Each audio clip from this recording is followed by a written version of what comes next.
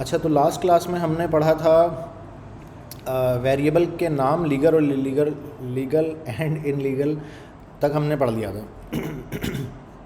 तो ज़ाहिर है जावास्क्रिप्ट की बिल्कुल पहली क्लास थी कल, तो किसी को भी अगर कोई चीज़ समझ में ना आई हो पहली क्लास में, ज़ाहिर है बंदे को डिफ़िकल्टीज़ आती हैं, तो वो प्लीज़ अपना सवाल जो है ना अभी पूछ ले। एक दोस्त कह रहे हैं सर गिट पर फोल्डर कैसे बनता है? फोल्डर जो आपके प्रोजेक्ट के अंदर बना हुआ होगा वो पुश करेंगे आप, पूरा प्रोजेक्ट पुश हो जाता है, फोल्डर पूरा पुश हो सर जाता वो है। जिस तरह आपने HTML का अलग नहीं कर दिया, उस तरह मैं अलग करना चाह रहा हूँ ना, HTML की चीज़ें अलग कर दूँ, जावास्क्रिप्ट के लिए अलग बना दूँ, उस तरह। ये मैं बात नहीं समझा रेपोजिटरी आपकी बनाओ आप। रिजवान, ये मैं बात नहीं किस समझा तरह? आपकी। ठीक है सर, ठीक है। नहीं रिजवान, ये आपकी बात मेरी समझ में नहीं आई, दोबारा रिपीट कीजिएगा क्वेश्चन अपना। सर जिस तरह आपने वो HTML के लिए अलग नहीं बना लिया था, उसमें HTML की चीज़ें अलग हो गई थी हाँ, और जावास्क्रिप्ट के लिए अलग, उस तरह मैं अलग अलग बनाना चाह रहा हूँ। जब किसी को शो करना हो तो फिर वो अलग अलग लिंक्स लगे होंगे वहाँ। अच्छा, मैंने आपको जो रेकमेंड किया था मैं वो भी बता देता हूँ, और जो मैंने किया वो भी एक्सप्लेन कर देता हूँ मैंने कैसे किया। देखें, सारे स्टूडेंट्स के लिए रेकमेंडेड यही है कि जितने भी टास्क आप बनाएंगे जितने भी प्रोजेक्ट्स बनाएंगे आप, हर प्रोजेक्ट के लिए एक नई रिपॉजिटरी आप बनाएंगे। ठीक है, जाहिर है क्योंकि उसकी होस्टिंग का लिंक फिर अलग हो जाता है। अच्छा, दूसरा ये कि अगर आप इस तरह से करना चाह रहे हैं जो मैंने किया था, ये VS कोड मैंने ओपन कर लिया और मैंने कहा कि वेब डेवलपमेंट क्लास। अब जो मेरी ये रिपॉजिटरी है ना, ये रूट, इसको मैं राइट क्लिक करके अगर खोलूँगा ना फाइंडर में, तो यहाँ पे आप देखें इसमें मैंने क्या है, इसको हिडन फाइल शो करनी है ना, मैंने कैसे होगी ये हिडन फाइल शो? हाँ, ये हिडन फाइल शो हो गई। अब आप देखें ये मेरा रूट प्रोजेक्ट है, राइट। इसमें डॉट गिट का फोल्डर बना हुआ था, रूट प्रोजेक्ट है, इसमें रीडमी की फ़ाइल है, इसमें लाइसेंस की फ़ाइल है, फिर इसके अंदर एक फ़ोल्डर है, उसके अंदर बहुत सारे फ़ोल्डर हैं, फिर यहाँ पे एक फ़ोल्डर है, इसके अंदर भी बहुत सारे फ़ोल्डर हैं। तो ये जो रूट लेवल की चीज़ है ना, ये मेरी रिपॉजिटरी है। जब मैं कमिट करता हूँ तो इस रूट लेवल पे जो भी कुछ होता है, चाहे वो फ़ोल्डर हो चाहे वो फाइल हो, वो सब कुछ उठ के गिटहब में जाके पहुँच जाती है। ठीक है, समझ में आ गया आपको ये रिजवान जो मैंने बताया? अभी मैं रिकॉर्डिंग में देखूंगा क्या। अच्छा चलें, सही है, रिकॉर्डिंग में आप देखिएगा। अगर सर उसके ये जावास्क्रिप्ट जो है इसको हम ऑब्जेक्ट ओरिएंटेड लैंग्वेज ही बोलेंगे, जिस तरह फॉर एग्जांपल C++ है, प्योर जावा है या C#? अच्छा, ऑब्जेक्ट ओरिएंटेड जो है ना एक पैराडियम है। ऑब्जेक्ट ओरिएंटेड एक पैराडियम है। अब पैराडियम क्या होता है? किसी भी कोड को लिखने का एक अंदाज़, उसको हम पैराडियम कहते हैं। अच्छा, ऑब्जेक्ट ओरिएंटेड एक पैराडियम तो आपको पता है। उसके अलावा कौन कौन से पैराडियम्स हैं? एक है फंक्शनल पैराडियम, एक है इम्पेरेटिव। ठीक है, इसी तरह और भी बहुत सारे हैं। अभी मैं गूगल पे जाके लिखूँगा ना पैराडियम्स ऑफ प्रोग्रामिंग लैंग्वेज,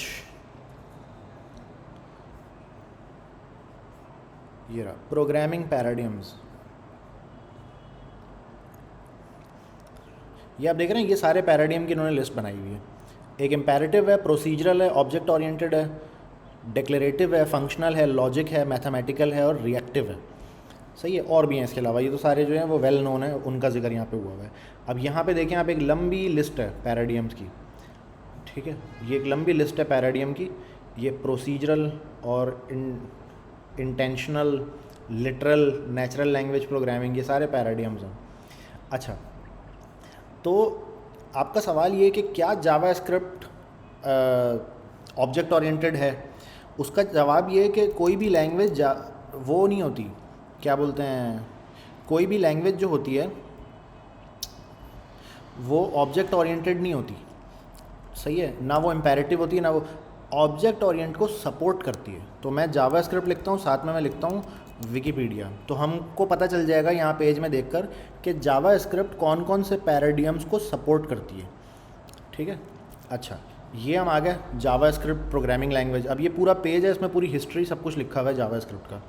तो अगर मैं इस वाली जगह पे जूम इन करूँ तो आप यहाँ पे देखें जो पैराडियम्स है ना, उसके अंदर जावास्क्रिप्ट मल्टी पैराडियम है। अच्छा, अभी लेटेस्ट दौर में जितनी भी प्रोग्रामिंग लैंग्वेज है ना, वो सबकी सब मल्टी पैराडियम है ऑलमोस्ट।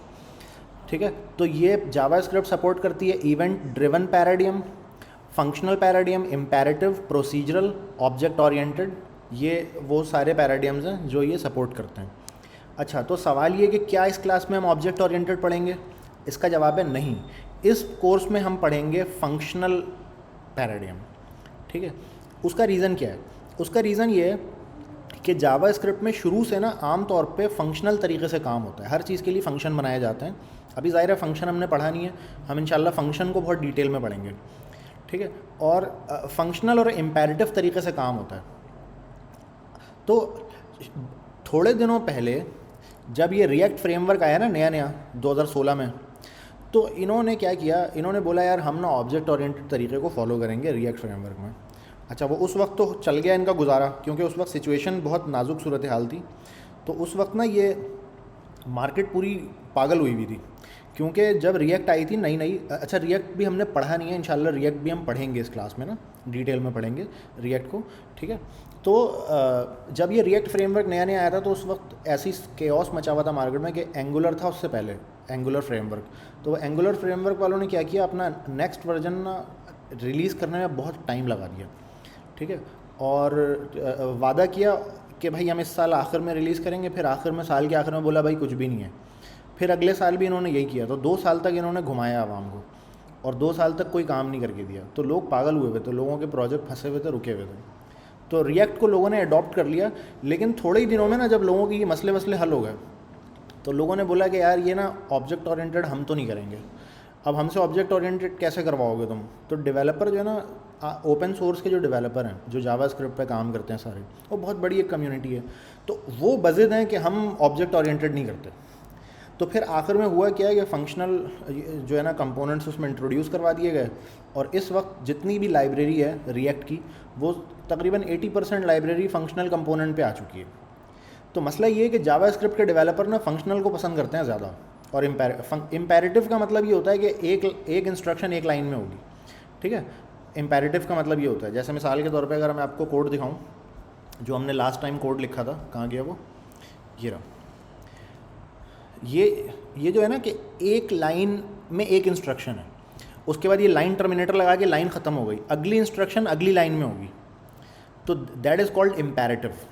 ठीक है, तो जावास्क्रिप्ट के जो डेवलपर हैं वो क्या करते हैं, वो फंक्शनल को ज़्यादा पसंद करते हैं, और इम्पेरेटिव तो है ही बाय द वे, क्योंकि सी लैंग्वेज जो है वो language mother of all languages कहलाती है। तो सी लैंग्वेज के इम्पेरेटिव जो इम्पेरेटिव क्वालिटी जो थी वो इसने अडॉप्ट की है जावास्क्रिप्ट ने सी लैंग्वेज से। ठीक है, तो इम्पेरेटिव की भी सब लोगों को आदत है। अच्छा, तो ये बात हो गई जनाब पैराडियम्स की हमारी। अच्छा हाँ, अब सवाल ये है कि जावास्क्रिप्ट जो है ऑब्जेक्ट ओरिएंटेड को किस हद तक सपोर्ट करती है? क्या हम कम्प्लीटली ऑब्जेक्ट ओरिएंटेड कोड अगर लिखना चाहें जावास्क्रिप्ट में तो क्या ये पॉसिबल है, बावजूद इसके कि डेवलपर्स उसको पसंद नहीं करते ऑब्जेक्ट ओरिएंटेड को जावास्क्रिप्ट के केस में? लेकिन क्या हम जावास्क्रिप्ट में ऑब्जेक्ट ओरिएंटेड कर सकते हैं? इसका जवाब है हाँ। जो ECMAScript 6 है न्यू, जो अभी हम जो पढ़ रहे हैं ES6 के अंदर क्लास और जो उसके जो क्लास वाला पूरा एक तरीक़ा होता है, उसके सारे कीवर्ड्स को इन्होंने लीगलाइज कर दिए और सपोर्ट उसकी दे दी है। इससे पहले यानी ES6 के आने से पहले जावास्क्रिप्ट के अंदर क्लास का कीवर्ड नहीं हुआ करता था। ठीक है, मिसाल के तौर पे अभी अगर आप देखें, मैं लिखूँगा ना क्लास, तो ये मुझे कहेगा कि हाँ यार क्लास नाम की एक चीज़ इसमें होती है। ठीक है, मिसाल के तौर पे मैं कहूँगा कि यार क्लास ABC, ठीक है, तो ये मुझे इस पर एरर नहीं देगा कंस्ट्रक्टर का, बल्कि इसने मुझे ऑप्शन दे दिया यहाँ पे। ठीक है, वेल अब मैंने भी ऑब्जेक्ट ओरिएंटेड जावास्क्रिप्ट में इतना किया नहीं है, तो हम फ़िलहाल इसको रहने देते हैं। ठीक है, तो जावास्क्रिप्ट के जो डेवलपर हैं उनको फंक्शनल आनी चाहिए, उनके लिए काफ़ी है। ऑब्जेक्ट ओरिएंटेड पे भी कुछ लोग काम कर रहे हैं मार्केट में, लेकिन वो ज़बरदस्ती कर रहे हैं। तो हम इस कोर्स में वो चीज़ पढ़ेंगे जो मार्केट में इस वक्त राइट नाउ चल रही है। जी बनाई। और किसी का कोई सवाल? सब लोगों से जो हेलो वर्ल्ड हमने कल बनाया था वो सब लोगों से बन गया था। किसी को कोई प्रॉब्लम, किसी को कोई मसला है तो अभी वो अपना सवाल पूछ सकता है, अपनी स्क्रीन शेयर करके मुझे वो अपनी प्रॉब्लम बता सकता है।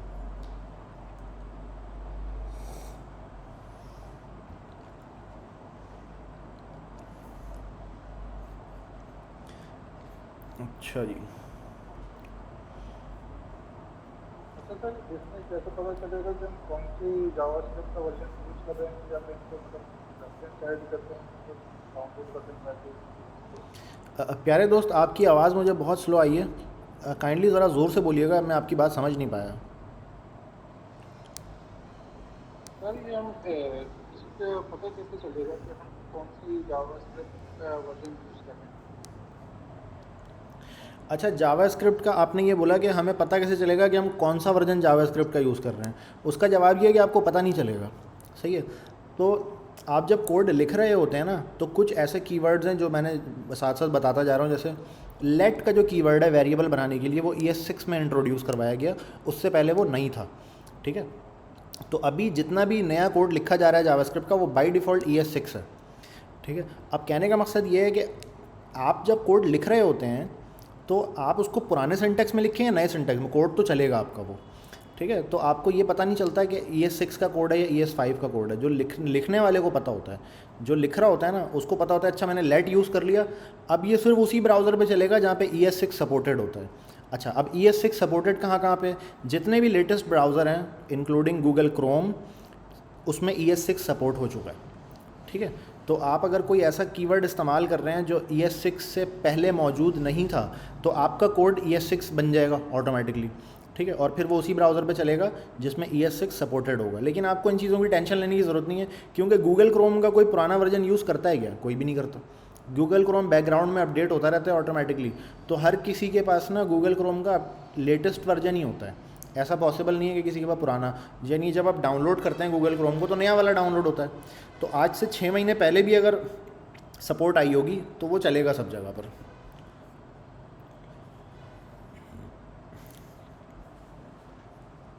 अच्छा, CSS में और HTML के केस में भी यही सीन है। जैसे CSS का वर्जन हमने जो पढ़ा है वो पढ़ा है 3। तो बुक में बहुत सारी जगहों पे ना बताया हुआ था कि यार ये वाला जो काम है ना, ये CSS 3 में इंट्रोड्यूस हुआ है, उससे पहले ये नहीं था। तो अगर आपने वो चीज़ यूज़ की तो CSS 3 का मतलब क्या है? वो सब ब्राउज़र में सपोर्टेड है, ऐसा कोई मसला नहीं है। अच्छा जी, और किसी का कोई प्रॉब्लम? कोई भी ऐसा बंदा है जिससे हेलो वर्ल्ड का कोड ना लिखा गया हो अभी तक? अच्छा, प्लीज़ आपने जो भी कोड लिखा है उसका लिंक भी शेयर करें गिटहब का, ताकि मैं भी देखूं ज़रा आपने क्या कोड लिखा है। जल्दी जल्दी अपना ना जो कोड आपने लिखा है अभी तक उसका लिंक शेयर करें यहाँ पे चैट में, गिटहब का लिंक, अपने रिपॉजिटरी का लिंक, जो भी आपने बनाई है अभी तक।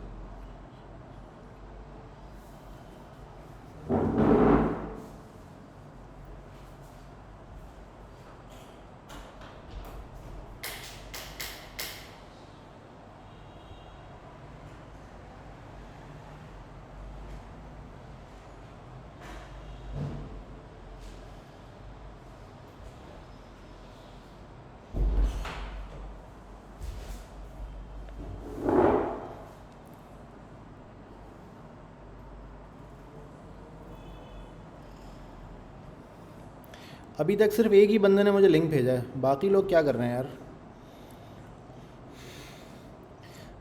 देखें, मुझे लग रहा है कि बहुत सारे लोग जो उस क्लास में मौजूद हैं वो इंटरेस्ट नहीं ले रहे क्लास में, इस तरह से ना थोड़ा ढीला चल रहा है। तो सर प्रैक्टिस किए मगर लिंक होस्ट नहीं किया है। अच्छा, रिपॉजिटरी में पुश तो किया है ना, या वो भी नहीं किया?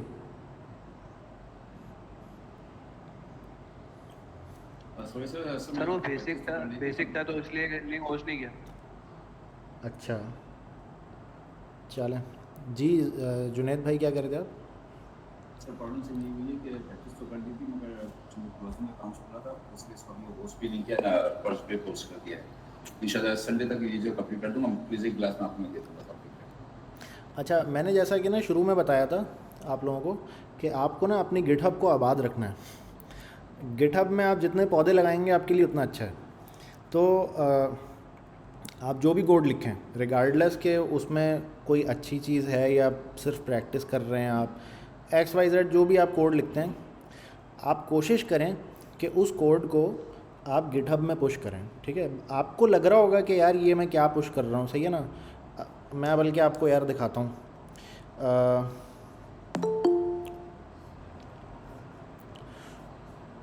मैं आपको दिखाता हूँ एक अपनी रिपॉजिटरी। ठीक है। अच्छा, मेरे पास ना कुछ अरसे पहले एक ईमेल आई कि आप ना रस्ट पे काम करते रहे हो, तो हमें ना रस्ट का एक बंदा चाहिए। रस्ट एक प्रोग्रामिंग लैंग्वेज है। अच्छा, तो मैंने कहा यार आपको कैसे पता चला कि मैं रस्ट पे काम करता हूँ, क्योंकि ना मैंने अपने लिंक्डइन पे ये मेंशन किया हुआ है, ना मैंने स्टैक ओवरफ्लो पे मेंशन किया हुआ है, ना कहीं मेरे फेसबुक के पेज वगैरह पे कहीं पे भी ये मेंशन नहीं है कि मैं रस्ट पे काम करता रहा हूँ, ठीक है, किसी भी जगह पे ये मेंशन नहीं है। तो उन्होंने कहा यार हमने ना आपकी गिटहब की रिपॉजिटरी देखी है रस्ट वाली। अच्छा, मैं इधर आया और मैंने आके यहाँ पे सर्च किया कि रस्ट में यहाँ पे मैंने क्या किया है, ठीक है। तो रस्ट में ना यहाँ पे एक ही रिपॉजिटरी बनी हुई है और इसका एक ही स्टार है, और इसके अंदर है क्या वो भी दिखा देता हूँ आपको मैं, ठीक है। ये मैं गया SRC में इसके जो कोड होता है, और ये है इसकी रस्ट की फ़ाइल।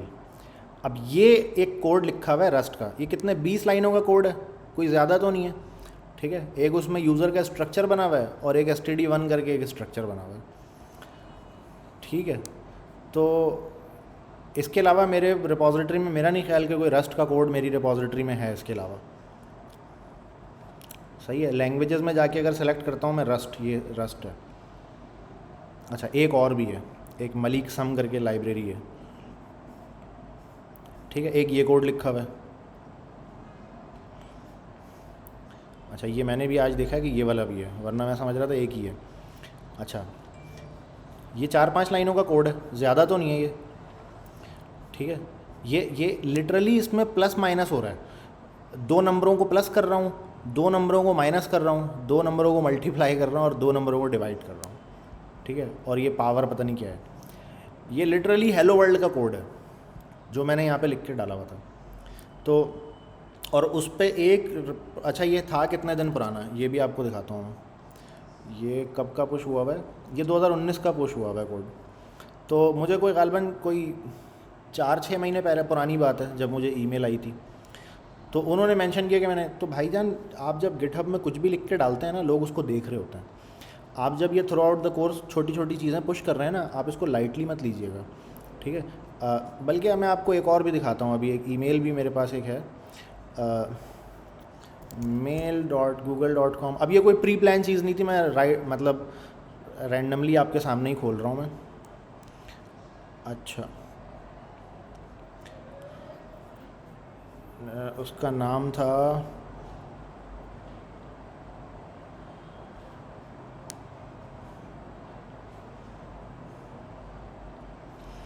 अच्छा अब इसको पढ़ो ईमेल को, ये वीडियो पे रिकॉर्ड भी हो रहा है। इसने कहा हाय इंजमाम, सही है, Alicia here from Amina, Amina करके एक इनकी ऐप है। I hope you are doing well. I noticed your profile github.com/malikeSinger1। ये मेरी कौन सी प्रोफाइल है, ये यही प्रोफाइल है जो मेरी एक नॉर्मल है।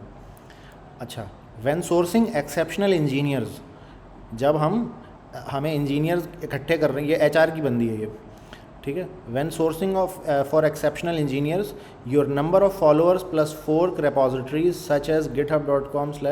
अब ये एक फायर बेस फंक्शन की एक रेपॉजिटरी बनी हुई है बहुत पुरानी, और ये कब की, इसमें आखिरी पुश हुआ है 2018 में, सही है। अच्छा, स्टार नंबर ऑफ़ स्टार ना ये 53 हैं, कोई बहुत ज़्यादा नहीं होते ये, सही है। तो कोई इतना मतलब ऐसा नहीं है कि मिलियंस में कोई मेरे पास जो है ना वो आया हुआ है, इस वजह से ये अट्रैक्ट हो रहे हैं। यार क्या बंद ही हो गया ये वो। अच्छा, make me think you are building cool things. I just wanted to check out how things are going for you at the moment and if you would consider a new adventure at the moment. We have big plans for Amina after raising series A funding. अब series A में इनको मतलब $3-4 million इन्होंने raise किए हैं। We need great talent like you.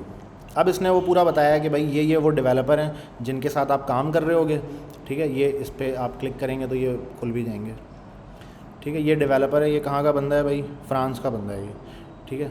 ये इतनी सारी कंपनीज़ के साथ एसोसिएटेड है। और दूसरा बंदा जो है वो कौन है, दूसरा बंदा इटाली से, सही है। ये भी मतलब अच्छे खासे इनके अच्छे खासे कैलिबर वाले बंदे हैं ये। और ये तीसरा बंदा है, ये इसका नाम देख के मुझे लगा पाकिस्तानी होगा, लेकिन ये मोरक्को से और मुस्लिम है गालबन, ठीक है। अच्छा, और ये चौथा ब्रूनो। ये कंपनी के उसमें भी शामिल है ये, मतलब जो इन्वेस्टर्स हैं वो उनमें शामिल है, ये थोड़े पैसे वैसे भी शेयर्स हैं इसके। तो ये देख रहे हैं आप, ये 10-10 साल पुराने लोग हैं जो गिटहब में 10-10 साल से बैठे हुए हैं। तो ये सारे लोग जो इसने सोर्स किए हैं ना, ये भी गिटहब से ही सोर्स किए हैं, जो यहाँ पे इस वक्त मौजूद हैं, इनके साथ जो काम कर रहे हैं, ठीक है। तो अब ये जो ईमेल है ना, इसको, मेरी बात को तो शायद आप लाइटली ले लें, लेकिन ये लाइव एविडेंस है कि भाई गिटहब की रिपॉजिटरी को लोग आपकी वॉच करते हैं। लोग जाके लिखेंगे जावास्क्रिप्ट डेवलपर, तो आपका नाम कहीं ना कहीं आएगा, भले 10वें पेज पे आपका नाम आए, लेकिन कहीं ना कहीं आपका वो नाम कुछ ना कुछ आ रहा होगा, ठीक है जी। अब हम आ जाते हैं वापस। अच्छा, और ये हो गई बात। तो पॉइंट मेरा बताने का सारा ये था कि भाई आप हेलो वर्ल्ड बनाएं, कुछ भी बनाएं, आप गिटहब में उसको पुश कर दें, ठीक है। क्योंकि गिटहब में पुश करने के कोई पैसे नहीं लग रहे, कोई आपकी रेपुटेशन ख़राब नहीं हो रही। होता है ना फेसबुक पे बंदा कुछ सोच समझ के डालता है कि यार मतलब कुछ लिख रहा हूँ तो सोच समझ के लिखूँ, लोग देखेंगे तो क्या बोलेंगे।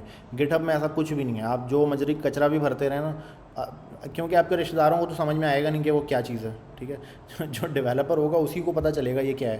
तो क्या कहते हैं, ये तो अब मसला है ही नहीं कोई। मेरी आप रिपॉजिटरी अगर गौर करें ना जाके, आप इसके अंदर आपको कचरा भरा हुआ मिलेगा। ये जो 299 रिपॉजिटरीज़ है ना, ये सारे क्या ओपन सोर्स प्रोजेक्ट्स हैं ये सारे। अब ये देखो ना, मशीन लर्निंग हेलो वर्ल्ड, सही है। वीडियो सब, सॉरी जी, कुछ कह रहे हैं दोस्त आप? वेल, अब ये देख रहे हो हेलो वर्ल्ड भरा हुआ है आधा इसके अंदर। अब देखो, ये RPA सेलेनियम करके ये प्राइवेट रिपॉजिटरी है, ये मैं कल परसों कुछ कर रहा था, ये स्क्रिप्ट डली हुई है। अब ये स्क्रिप्ट क्या है, 4-5 लाइन की स्क्रिप्ट है, नहीं 4-5 लाइन की जरूरत है, 20-25 लाइन की है, लेकिन ये भी मेरे हिसाब से कचरा ही है ये भी, ठीक है ना। कोई ऐसी बहुत काम की चीज़ नहीं है। माई फर्स्ट वेबसाइट ये आप लोगों को मैं सम टाइम, जब पहली क्लास थी आप लोगों की, मोस्ट प्रोबेबली उसमें ये बनाया था। तो मेरे ख्याल है 25-30 रिपॉजिटरी तो ये होगी माई फर्स्ट वेबसाइट। अब अगर मैं यहाँ पे आके लिखूँ ना माई फर्स्ट वेबसाइट,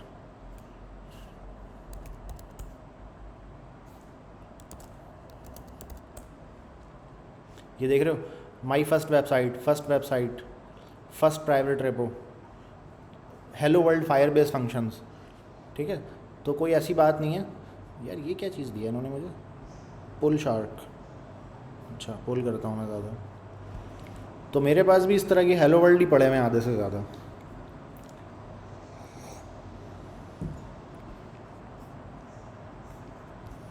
वेल,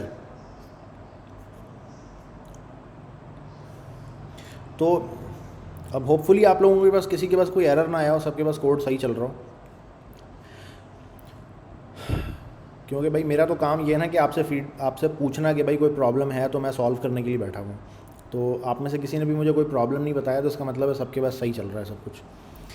अच्छा, अब हमारे पास आगे का जो काम है वो है मैथ एक्सप्रेशंस। और मैथ एक्सप्रेशन में हम बात करेंगे आज फेमिलियर एक्सप्रेशंस की इस चैप्टर में। अच्छा, कोई मुझे ये बता सकता है कि एक्सप्रेशन क्या चीज़ होती है? अंग्रेज़ी में एक्सप्रेशन किस चीज़ को कहते हैं? मैथमेटिकल ऑपरेशंस जो परफॉर्म कर रही हैं, नहीं, या मैथमेटिकल एक्सप्रेशन जो नहीं, मैथमेटिक्स में नहीं, ऐसे जनरल अंग्रेज़ी में एक्सप्रेशन को ज़रा कोई आसान अल्फाज में आप में से कोई अगर एक्सप्लेन करना चाहे। ऐसे ब्रेनस्टॉर्मिंग का क्वेश्चन है, सही गलत नहीं है इसमें। तासुरात एक दोस्त ने कहा है।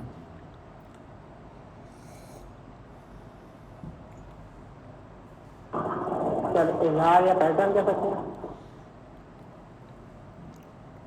जी। और कोई सर इजहार करना। इजहार करना एक्शन भी हो सकता है। क्या हो सकता है बाबर भाई?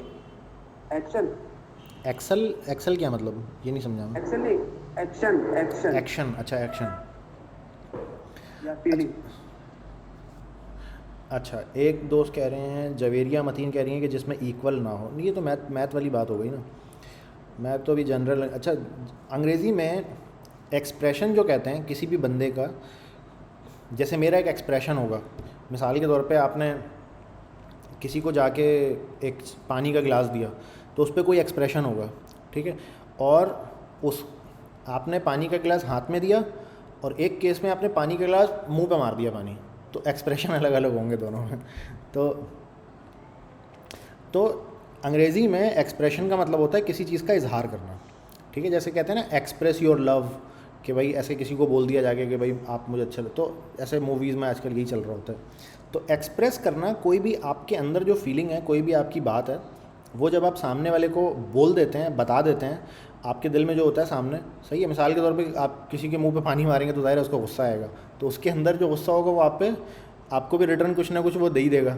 तो कोई भी आपके दिल में बात चल रही है, उसको सामने वाले तक पहुंचाना, इसको हम कहते हैं एक्सप्रेस करना, एक्सप्रेशन। अच्छा, अब एक्सप्रेस करना जो है ना, वो सिर्फ वो ये नहीं कि दिल में कोई बात चल रही है वो वाली। मिसाल के तौर पे अब मेरे हाथ में ना यहाँ पे एक कुछ है, सही है, जो मैं आपको दिखा नहीं रहा, कुछ है मेरे हाथ में। अब मुझे आपको ये बताना है कि ये क्या है, या बल्कि ये भी छोड़ो, मुझे कोई चीज़ बनवानी है, मुझे एक सीढ़ी बनवानी है, ठीक है। तो मैं अब अपने जो जज्बात है ना वो आप तक पहुंचाना चाह रहा हूँ, आपको बताना चाह रहा हूँ कि सीढ़ी कैसी होनी चाहिए, ठीक है, सीढ़ी कैसी होनी चाहिए। तो ये जो मैं आपको बताऊँगा ना, ये जो बताने का प्रोसेस है कि अच्छा यार सीढ़ी को ना आप कर देना 45 डिग्री पे, और सीढ़ी के जो स्टेप्स हैं वो इतने लंबे हों कि मेरा पूरा पैर उस पर आ जाए, ठीक है। मेरा पैर 12-14 इंच का, जितने भी इंच का होता है पैर, तो ऐसे पूरा मेरा पैर आ जाए उसके ऊपर। ये ना हो कि मैं पैर रखूं और मेरा पैर आधा जो है ना सीढ़ी से बाहर आ रहा है। अच्छा, तो मैंने इस तरह करके 4-5 जो भी मेरे जहन में बात थी वो सारी मैंने आपको बता दी। ये बताने का जो प्रोसेस था ना, ये that is also the process of expression, इसको भी हम कहते हैं कि मैंने एक एक्सप्रेशन आपको दिया। अच्छा, अब मैथ की ज़ुबान में अगर मुझे कोई बात आपको कहनी है और वो मैं आपको लिख कर दूंगा, ज़ाहिर है मैथ की ज़ुबान में लिखूंगा, मैं लिख के आपको दूंगा, तो दैट सेंटेंस, उसको सेंटेंस तो नहीं बोलेंगे, ज़ाहिर है उसको क्या बोलेंगे, उसको बोलेंगे एक्सप्रेशन। मैथ की ज़ुबान में मैंने आपको कोई बात लिख कर दी है, ठीक है, तो उसको क्या बोलेंगे, अंग्रेज़ी में लिखा होता है तो सेंटेंस बोलते, लेकिन वो मैथ की ज़ुबान में लिखा हुआ एक जुमला है, उसको हम बोलेंगे एक्सप्रेशन। अच्छा, सबसे सिंपल एक्सप्रेशन जो हो सकता है ना, वो क्या हो सकता है, 2 + 2, 2 + 2 एक्सप्रेशन एक, सही है, सबसे सिंपल एक्सप्रेशन है। अच्छा, उसके अलावा एक और मैंने बोल दिया कि E = mc²।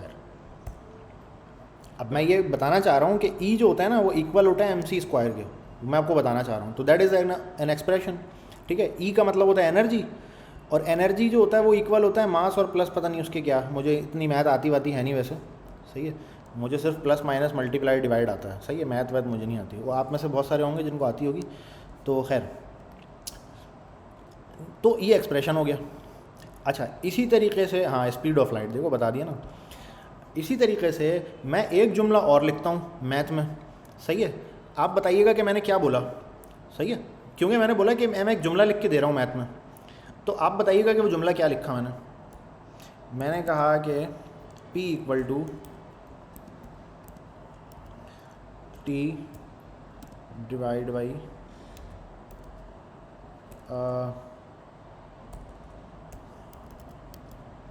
शेयर कर दीजिए। स्क्रीन नहीं, मैं चैट पे लिख रहा हूँ, स्क्रीन वैसे मेरी शेयर हुई भी है, मैं खुद ही भूल गया मैं लिखना क्या चाह रहा था। वेल, मैं क्या लिखना चाह रहा था, टोटल मार्क्स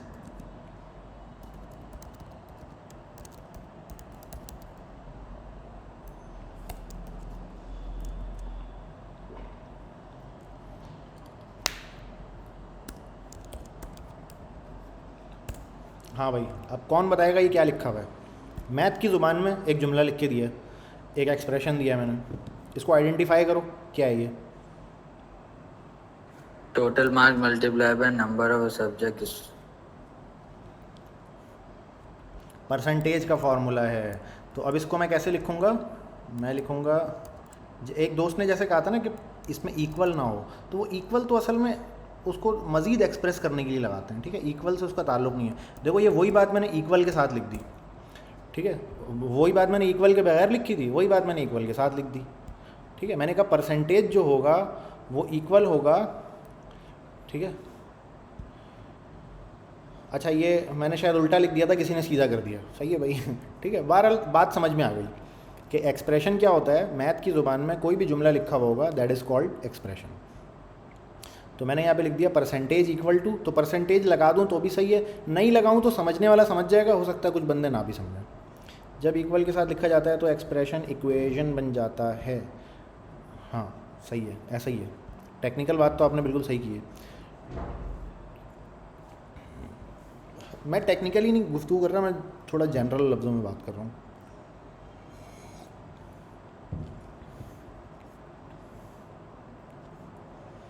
अच्छा अब हम आ जाते हैं कि भाई मैथ एक्सप्रेशन। अब ज़ाहिर है प्रोग्रामिंग जब आप करेंगे, जब आप एक प्रोग्राम लिखेंगे तो क्या होगा भला कि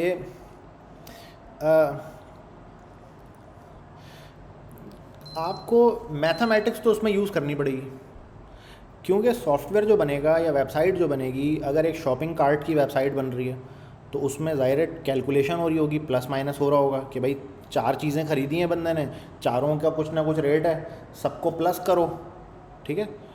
अच्छा फिर उसमें 17% टैक्स भी लगाना है, तो फिर क्या होगा कि भाई इसमें परसेंटेज कैलकुलेट करो, 17% इसमें से अलग करो और वो फिर इसमें ऐड करो 17%। तो ये तो हो गया शॉपिंग की ऐप की बात। या आप स्कूल की कोई वेबसाइट बना रहे हैं, स्कूल का स्टूडेंट पोर्टल बना रहे हैं आप, तो स्टूडेंट पोर्टल में क्या होगा, स्टूडेंट पोर्टल में क्या होता है, बच्चों का रिज़ल्ट आता है, सही है। रिज़ल्ट आने के बाद नीचे फेल पास लिखा हुआ आता है, परसेंटेज आती है, कितनी अटेंडेंस है इसकी वो आ रही होती है उसमें। अच्छा फ़ीस वगैरह कब पे किया है, कितना पे किया है, क्या ड्यूज़ हैं, तो इसमें भी मैथ है सारा, ठीक है। मैथ से अब ये सारे प्लस माइनस मल्टीप्लाई डिवाइड आपको हर वेबसाइट में इसकी ज़रूरत पड़ेगी। प्रोग्रामिंग कभी भी आप करेंगे आपको मैथ की ज़रूरत पड़ेगी, ठीक है। मैथ का मतलब है प्लस माइनस मल्टीप्लाई डिवाइड, ठीक है। उसके आगे की जो चीज़ें वो लाइब्रेरी के ज़रिए होती है, मतलब मुझे भी उसके आगे की चीज़ आती नहीं है। मिसाल के तौर पे अब कोई अगर कोई ग्रेड लीनियर कुछ क्या नाम होता है, कोई मुश्किल सी मैथ का कोई नाम बताओ ना यार कोई मुश्किल सी मैथ का नाम बताओ, तो उसकी लाइब्रेरी मौजूद है, ठीक है। उसके ज़रिए होता है, लोगों ने पहले से ही फंक्शन बना के लिखे हुए हैं। अर्थमेटिक तो ये हो गया ना, प्लस मीनिंग, हाँ लीनियर इक्वेशन, अलजेब्रा सर नहीं लीनियर इक्वेशन तो एक वो है ना, लीनियर इक्वेशन तो एक डिपार्टमेंट है, इसमें इक्वेशंस बहुत सारे होते हैं फिर तो क्या यार मैंने अभी रिसेंटली एक निकाला था, पता नहीं क्या था वो, कोई ज़रूरत पड़ गई थी उसमें ना, KPI दिखानी थी, तो KPI कैलकुलेट करने के लिए वो 3-4 फार्मूले होते हैं। बहरहाल वो मैथ की एक लाइब्रेरी है, उसके अंदर होता है, दिखा भी देता हूँ आपको मैं वो, सही है। स्क्रीन मेरी होपफुली शेयर हो रही होगी, बल्कि मैं इसको रोक के शेयर कर देता हूँ, क्योंकि काफ़ी देर तक अगर स्क्रीन पर कुछ होना ना तो ये शायद पंगे करती है। जैसे मिसाल के तौर पर एक math.js है, सही है, math.js और जी। अब ये एक लाइब्रेरी इन्होंने पहले से लिखी हुई है, ठीक है। इसके अंदर math.log, अब देखो लॉग होता है ना, लॉग ये निकाल के दे देता है आपको, स्क्वायर रूट, डेरिवेटिव, पावर, सही है। और क्या होता है इसमें, और भी काफ़ी कुछ होता है इसमें। इसके अगर मैं जाऊंगा ना यहाँ से गिटहब में, डॉक्स, ये मैं डॉक्स में गया, ठीक है, ये देखो सारे फंक्शन यहाँ पे आ गए। देखो मैट्रिक्स को प्लस भी कर देता है ये, फ्रैक्शंस वाले काम भी सारे हो जाते हैं, ठीक है। ये अलजबरा के फंक्शन है सारे, डेरिवेटिव, लीफ काउंट, अब इसमें से बहुत सारी चीज़ों का मैंने नाम भी नहीं सुना कभी तो वह खैर, math.abs, math.add, सील, इसमें वो मैंने जो किया था वो इसी में किया था, अभी वो मुझे नज़र नहीं आ रहा वो वाला फंक्शन कि मैंने कौन सा यूज़ किया था इसमें से। Complex function, legal function, matrix,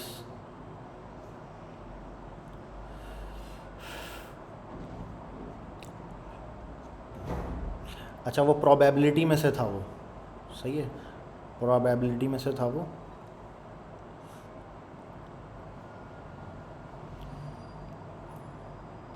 देख रहे हो सारा मैथ, जो जो पॉसिबल मैथ है सब इसके अंदर है पहले से।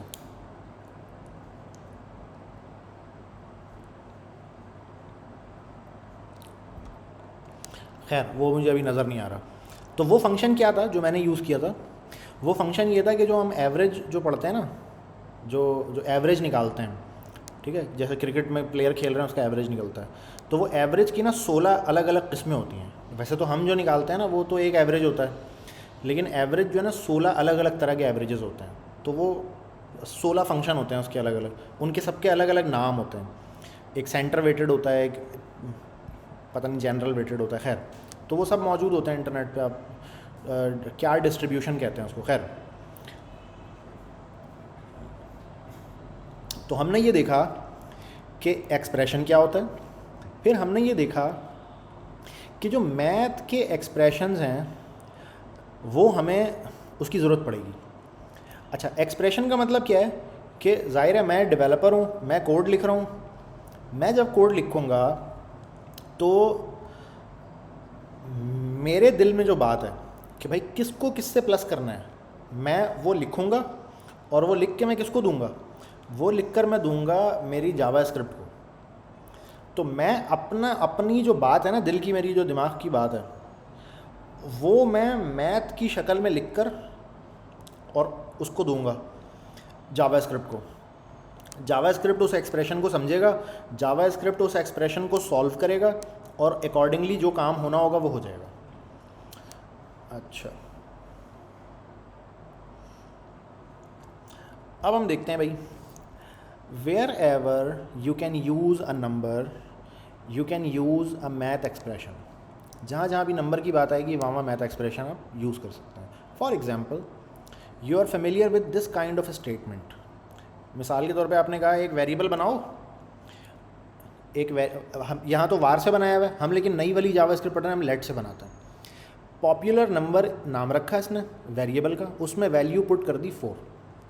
ठीक है, कह रहा है ये आपने देखा है पहले भी, इससे हम कर चुके हैं ये काम। But you can also right this. पहले लिखा था 4, अभी इसने लिखा है कि 2 + 2, 2 + 2 इज़ व्हाट, एन एक्सप्रेशन। ये आपने अपने दिल की बात बताई है कि भाई ये वैल्यू डाल दो। अब जावास्क्रिप्ट क्या करेगा, ये 2 में 2 प्लस करेगा। जावास्क्रिप्ट को पता है मैथ को कैसे हैंडल करना है। 2 में 2 प्लस करेगा, 4 करके इसमें डालेगा। ठीक है, आप इसको कंसोल कराएं, इसको कंसोल कराएं, रिजल्ट एक ही है, 4 है दोनों का। ठीक है, लेकिन इसके अंदर यहाँ पे क्या रखा है इसने, एक एक्सप्रेशन बना के डाला है। You can also right this, जैसे हम करते थे ना console.log में और अलर्ट में, हम हेलो लिख के प्रिंट करवा देते थे, तो स्क्रीन पे क्या होता था, हेलो प्रिंट हो जाता था। फिर उसके बाद वही हेलो हमने एक वेरिएबल में डाल दिया, उस वेरिएबल को अलर्ट करवाते थे तो वो वेरिएबल अलर्ट हो जाता था। ठीक है, अच्छा, अब ये तीसरा हमने देखा कि यार console.log के अंदर हम नंबर भी हमने डाल के देखा, नंबर को लिखते थे नंबर प्रिंट हो जाता था, लेकिन हम इसमें मैथ एक्सप्रेशन भी डाल सकते हैं। तो वो क्या करेगा, पहले इस मैथ एक्सप्रेशन को सॉल्व करेगा, इसको सॉल्व करने के बाद आएगा 4, तो वो 4 को अलर्ट करवा देगा। अच्छा, इसी तरह ये काम माइनस के साथ भी हो सकता है, इसी तरह ये काम मल्टीप्लाई के साथ भी हो सकता है। ठीक है, एक कोई पहले से वेरिएबल बना हुआ है, जैसे नम के नाम से एक वेरिएबल है, उसमें इस वक्त मौजूद है 10। ठीक है, तो मैंने नम को प्लस कर दिया 200 के साथ, तो ये भी सही है। ठीक है, किसी मैथ एक्सप्रेशन के अंदर ज़रूरी नहीं है कि सिर्फ नंबर ही नंबर हो, उसके अंदर बीच में वेरिएबल्स भी हो सकते हैं।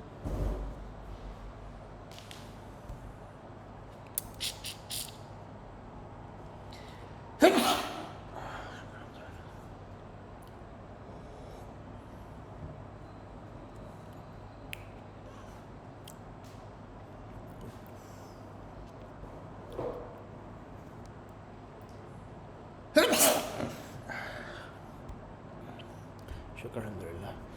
छींकते हुए ना बहुत बुरा मुंह बनता है मेरा, इसलिए मैंने कैमरा बंद कर दिया था।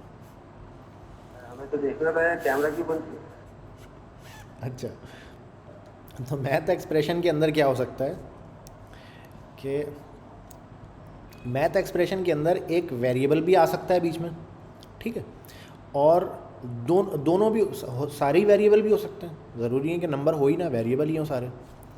अब ये वाला जो काम था हमारा, ये जो मैंने बात लिखी थी यहाँ पे, एक एक्सप्रेशन लिखा था, इसको मैं कॉपी करता हूँ और इसको कॉपी करके, ये किसी ने सही करके भी भेजा है, वो वाले को कर लेता हूँ कॉपी। एक मैं यहाँ पे नया फ़ोल्डर बनाता हूँ।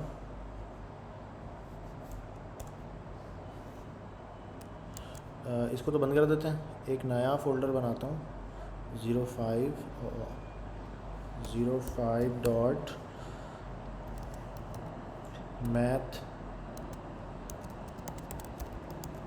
मैथ एक्सप्रेशंस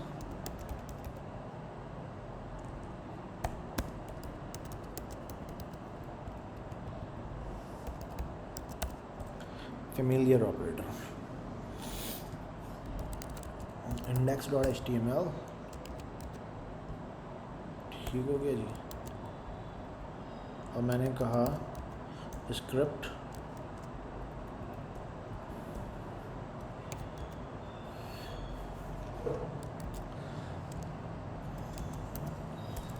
इसी का नाम कॉपी करके ले आते हैं, बल्कि बुक से कॉपी कर लेते हैं।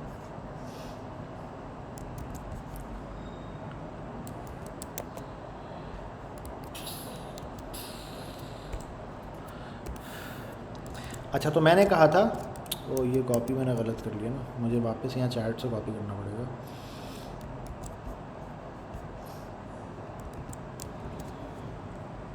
मैंने कहा total mark multiply number of subjects और divide by 100, result equal to मैंने दिस कर दिया। अच्छा, रिज़ल्ट पहले से बना हुआ नहीं है तो मुझे लेट करके बनाना पड़ेगा।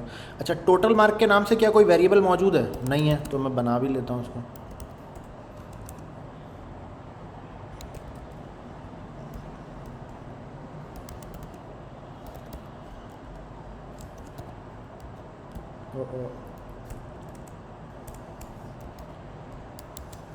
मैंने कहा टोटल मार्क जो है वो 1000 है, नंबर ऑफ़ सब्जेक्ट्स 100 नहीं है, 10 है। सही है, नंबर ऑफ़ सब्जेक्ट्स 10 है। तो अब ये जो मेरा एक्सप्रेशन है, ये एक्सप्रेशन जावास्क्रिप्ट को समझ में आना चाहिए। ठीक है, दो वेरिएबल को प्लस करके तो हमने खैर लास्ट क्लास में भी देख लिया था कि दो वेरिएबल को प्लस किया जा सकता है, दो नंबर्स को प्लस किया जा सकता है, दो स्ट्रिंग को प्लस करेंगे तो वो कॉन्कैटिनेट हो जाएगा। ठीक है, तो वो भी हमने करके देखा था। अब अगर इसमें रिज़ल्ट को कंसोल करवाता हूँ तो इस रिज़ल्ट में मुझे, ठीक है, 1000 मार्क था, सॉरी यहाँ पे टोटल मार्क तो खैर नहीं होगा ना, ऑब्टेन मार्क होता है। ये क्या निकाला है हमने? एवरेज निकाला है, क्या निकाला है? परसेंटेज निकाला है। परसेंटेज की में ये नहीं होता, कुछ गड़बड़ की है हमने। टोटल मार्क होता है और मार्क ऑब्टेन भी होता है, दो चीज़ें होती हैं इसमें। Total mark obtain divide over total marks है तो मल्टीप्लाई हो जाएगा 100 से। मार्क ऑब्टेन जो है डिवाइड होगा, मल्टीप्लाई होगा 100 से और डिवाइड हो जाएगा टोटल मार्क्स से। ठीक हो गया। नंबर ऑफ़ सब्जेक्ट तो होता ही नहीं है इसमें, वो नंबर ऑफ़ सब्जेक्ट है एवरेज के अंदर। परसेंटेज में mark obtain multiply by 100 divide by total जो भी मार्क्स थे उसमें से। तो यहाँ पे रिज़ल्ट के अंदर ना 80 प्रिंट हो जाना चाहिए, क्योंकि अगर 1000 में से 800 आए हैं तो मतलब 80% मार्क्स हैं। ठीक है, देखते हैं क्या होता है। कॉपी बात, और मैंने जाके देखा यहाँ पे, ठीक है, 80 हमारा प्रिंट हो गया। तो इसका मतलब क्या हुआ? इसका मतलब क्या हुआ कि मेरा जो फॉर्मूला जो मैंने लिखा है वो सही है बिल्कुल। इस फॉर्मूले को थोड़ा सा चेंज करके देखते हैं। मैंने कहा 750 अगर बंदे ने लिया हो तो वो क्या हो, 75 हो गया। सही है, बिल्कुल परफेक्ट है। अच्छा, इस पॉइंट पे हम ना थोड़ी बहुत मैथमेटिकल कैलकुलेशन करना सीख गए हैं। ठीक है, थोड़ी बहुत मैथमेटिकल कैलकुलेशन करना हम सीख गए हैं। अब हम इस काबिल हैं कि हम छोटी सी कोई ऐप, छोटा सा कोई सॉफ्टवेयर, छोटा सा कोई प्रोग्राम बना सकें। ठीक है, और वो प्रोग्राम क्या होगा? वो परसेंटेज कैलकुलेट करके देगा। राइट, हम उसको टोटल मार्क और मार्क ऑब्टेन बताएंगे, वो मुझे परसेंटेज कैलकुलेट करके देगा। ओके, अच्छा, अब इसके अंदर प्रॉब्लम क्या रह गई है, मुझे आउटपुट दिखाना आता है, इसको मैं अलर्ट करूँगा ना तो स्क्रीन पे दिखाएगा, दोनों हम सीख चुके हैं, अलर्ट करूँगा स्क्रीन पे दिखा देगा, और कंसोल करूँगा तो कंसोल के लॉग में ये अलर्ट किया, अलर्ट स्क्रीन पे दिखा दिया। दो तरीके के हमने आउटपुट लेना दिखाना सीख लिया है, हमने कैलकुलेशन करना सीख लिया। हमने एक चीज़ अभी तक नहीं सीखी है, वो है इनपुट लेना, कि यूज़र से इनपुट हम कैसे ले सकते हैं। तो आज हम वो सीख लेते हैं जल्दी से, ताकि ये हमारा एक छोटा सा सॉफ्टवेयर कंप्लीट हो जाए, राइट। अच्छा, तो हम देखते हैं जी कि हम कैसे ये इनपुट ले सकते हैं। टोटल मार्क में पहले मैं हाथ से वैल्यू रखवाता था, that is called hard coded variable, hard coded value. अब इसमें मैंने 1000 रख दिए ने, कभी भी चेंज नहीं होगा।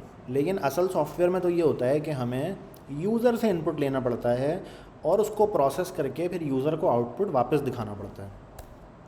तो मैं इसको हार्ड कोडेड नहीं रख सकता। मैं क्या करूँगा, PROM प्रॉम्प्ट, ये आज हमने एक नई चीज़ सीख ली है, प्रॉम्प्ट एंटर टोटल मार्क। ठीक है, अब मैंने क्या लिखा, प्रॉम्प्ट ब्रैकेट ओपन, उसके बाद एंटर टोटल मार्क, एक स्ट्रिंग लिखा है मैंने, उसके बाद ब्रैकेट क्लोज। ये कोड जब रन होगा तो आपके पास, अच्छा ये मैं नीचे भी लगा देता हूँ, मुझे 2 चीज़ इनपुट लेनी है ना, दोनों पे लगा देता हूँ। 750 को हटाया मैंने और मैंने कहा एंटर मार्क ऑब्टेन्ड,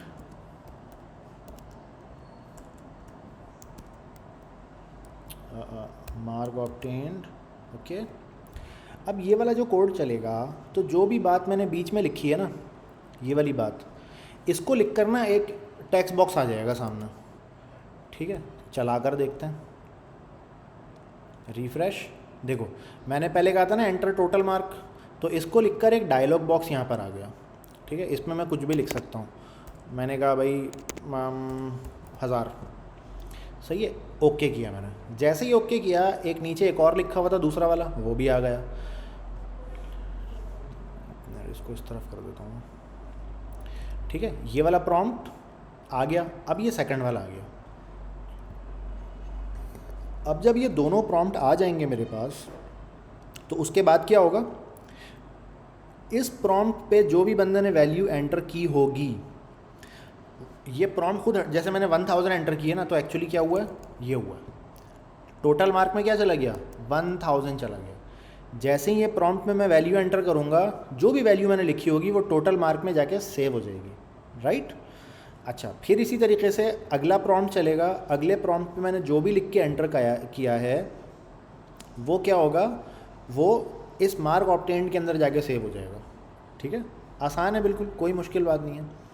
अच्छा, जैसे ही ये दोनों प्रॉम्प्ट हो जाएंगे, तो फिर कोड हमारा आ जाएगा यहाँ पर। अगला इसकी कैलकुलेशन होगी। कैलकुलेशन होने के बाद अलर्ट में जो भी रिज़ल्ट आया होगा, अकॉर्डिंग टू द इनपुट, ज़ाहिर है रिज़ल्ट हर दफ़ा चेंज आएगा, जो भी रिज़ल्ट आया होगा वो स्क्रीन पे प्रिंट हो जाएगा।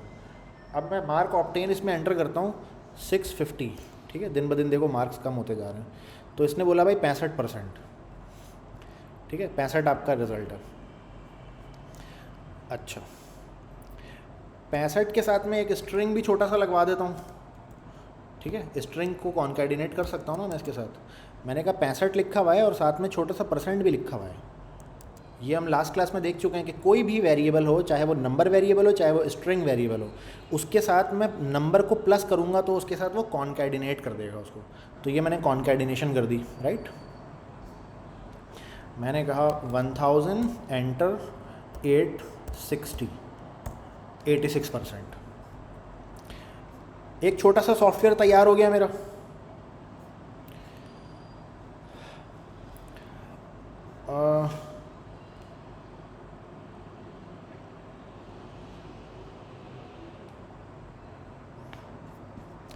एक छोटा सा सॉफ्टवेयर मेरा जो है ना इस पॉइंट पे तैयार हो गया। अच्छा, तो हमने क्या सीख लिया अभी तक, हमने इनपुट लेना सीख लिया और हमने आउटपुट स्क्रीन पे दिखाना सीख लिया। ठीक हो गया। अच्छा, अब एक तो तरीका था ना इनपुट लेने का ये वाला, कि भाई आप ना प्रॉम्प्ट के ज़रिए लें और आप अलर्ट के ज़रिए लें। अगर आपको याद हो तो हमने HTML के ज़माने में इनपुट लेने का एक तरीका और भी सीखा था। वो तरीका क्या था, फॉर्म के ज़रिए हमने HTML फॉर्म के ऊपर वैलिडेशन भी लगाना सीखा था, राइट। हम फॉर्म बनाते थे, उस पर हम कहते थे यार इस फॉर्म के अंदर ना टेक्स्ट इनपुट हो, इसके अंदर फ़ोन नंबर का इनपुट हो, इसके अंदर ड्रॉप डाउन हो, सही है। ये हमने HTML में सीखा है, राइट। सब लोगों को याद है? जी सर। सर एक सवाल है सर कि जब हम वैल्यूज ले रहे हैं फॉर्म से तो वो तो अलग क्यों आ रही है? अब हम देखते हैं तो अगर कोई इंसान आपसे अगर नंबर या स्क्रीन पे लिख तो क्या होगा? हाँ, वो स्ट्रिंग की फॉर्म में ही आता है, वो हम डिस्कस करेंगे इंशाल्लाह। अभी तो हम इनपुट आउटपुट तो सीखें ना ज़रा।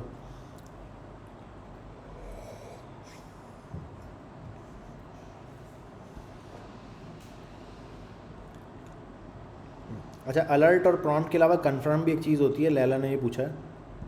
कन्फर्म से आपको सिर्फ यस नो मिलता है, उसमें टेक्स्ट इनपुट नहीं मिलता, ठीक है। वेल, अलर्ट को प्रॉम्प्ट को डिस्करेज किया जाता है, इससे इनपुट लेना अच्छी प्रैक्टिस नहीं है। ये तो मैंने आपको आसानी के लिए अभी बता दिया कि यार प्रॉम्प्ट से इनपुट लेना है, ठीक है। लेकिन अब हम इसको नेक्स्ट लेवल पे लेकर जा रहे हैं अभी इसी वक्त, राइट नाउ। अलर्ट से और प्रॉम्प्ट से इनपुट आउटपुट लेने को डिस्करेज किया जाता है, तो हम कभी भी कोशिश करेंगे कि हम अलर्ट को और प्रॉम्प्ट को यूज़ ना करें। तो क्या यूज़ करें भाई? console.log। console.log तो दिखता है डेवलपर कंसोल में, ठीक है। मुझे तो दिखाना है यूज़र को, तो यूज़र को दिखाने के लिए अब और क्या ऑप्शन है मेरे पास? वो मेरे पास ऑप्शन है फॉर्म से इनपुट लेना और स्क्रीन पे प्रिंट करवाना, जो कि अभी तक हमने सीखा नहीं था लास्ट क्लास तक, ठीक है। तो अब हम ज़रा वो सीख लेते हैं जल्दी से। इस कोड को मैं कमेंट कर देता हूँ, ठीक है, ताकि ये कोड यहीं पे रहे, ये कोड कहीं नहीं जा रहा है यहाँ से। अब मैं लिखूँगा एक अदद नया कोड। नया कोड लिखने से पहले मुझे फॉर्म भी तो बनाना पड़ेगा, ठीक है। मैंने कहा H2 %। एक सवाल है जी, ये प्रॉम्प्ट और अलर्ट की प्रैक्टिस अगर अच्छी नहीं समझी जाती तो ये अभी तक यूज क्यों हो रहा है और कहाँ पे हो रहा है? यार ये अभी तक जो यूज़ हो रहे हैं ना, वो इस वजह से हो रहे हैं कि HTML के स्टैंडर्ड में इसको शामिल कर लिया गया है, तो ये अब 20 साल कहीं नहीं जाते ये इसलिए ये यूज़ हो रहे हैं अभी तक। मतलब यूज़ तो नहीं हो रहे है, लेकिन मौजूद है इसके अंदर। अच्छा, अलर्ट वगैरह के लिए मेरे ख्याल में नोटिफिकेशन आती हो है ना, जिसमें नोटिफिकेशन शो हो गई, अब उस पर चली गई है दुनिया। हाँ, अच्छा, इनपुट टाइप टेक्स्ट नहीं चाहिए मुझे, नंबर चाहिए, ठीक है। इनपुट टाइप नंबर होगा, नेम इसका होगा मार्क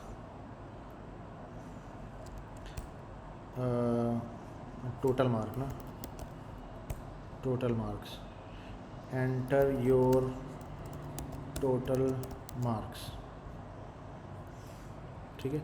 इसके नीचे होगा मार्क ऑब्टेन्ड, ठीक है, एंटर योर ऑब्टेन्ड मार्क्स, ठीक है। अच्छा, इसके साथ हम लेबल लगाते हैं, जैसा कि आप सब लोगों को पता है, ठीक है। लेबल हम लगाते हैं, जो इसका नाम है वो करके लगा देते हैं, सही है।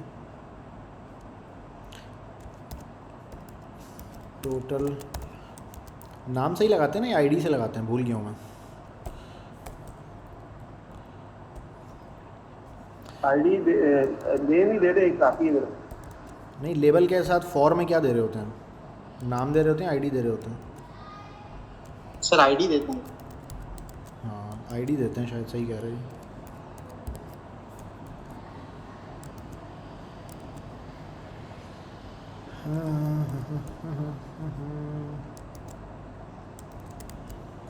अच्छा, नेम की फिर हमें ज़रूरत नहीं है, ठीक है। नेम जो है वो फॉर्म डेटा के अंदर यूज़ होता है। अच्छा, तो ये हमने लेबल लगा दिया किसके लिए? क्रॉलर्स के लिए और मशीन्स के लिए, जो मशीन मेरे पास आएंगी इस वेबसाइट पे, ठीक है। यहाँ पे मैं बटन लगा देता हूँ, बटन कैलकुलेट, ठीक है। और मैं इसको कह देता हूँ टाइप इसकी क्या हो गई? सबमिट हो गई, ठीक है। अच्छा, इसमें अब कुछ मैं वैलिडेशंस भी लगा दूँगा। मिसाल के तौर पे मैंने कहा कि मिनिमम क्या होगा इसमें, 1 होगा, ठीक है, 0 भी नहीं डाल सकते आप, टोटल मार्क है तो नेगेटिव में नहीं होगा और 1 से नीचे नहीं हो सकता। इसमें मैंने लगा दिया, अच्छा इसमें भी मिनिमम 1 लगा देता हूँ मैं, ठीक है, कि 1 से नीचे की वैल्यू आप इसके अंदर नहीं डाल सकते, ठीक है। और रिक्वायर्ड कह देता हूँ मैं इसको। रिक्वायर्ड कह देने से क्या होगा कि जब तक इसमें कोई वैल्यू नहीं फिल की जाएगी ये इस फॉर्म को सबमिट नहीं करने देगा, राइट। अच्छा ये मैंने कह दिया। अच्छा उसके बाद अब फॉर्म के ऑन सबमिट पे क्या हो, ऑन सबमिट पे चलेगा कैलकुलेट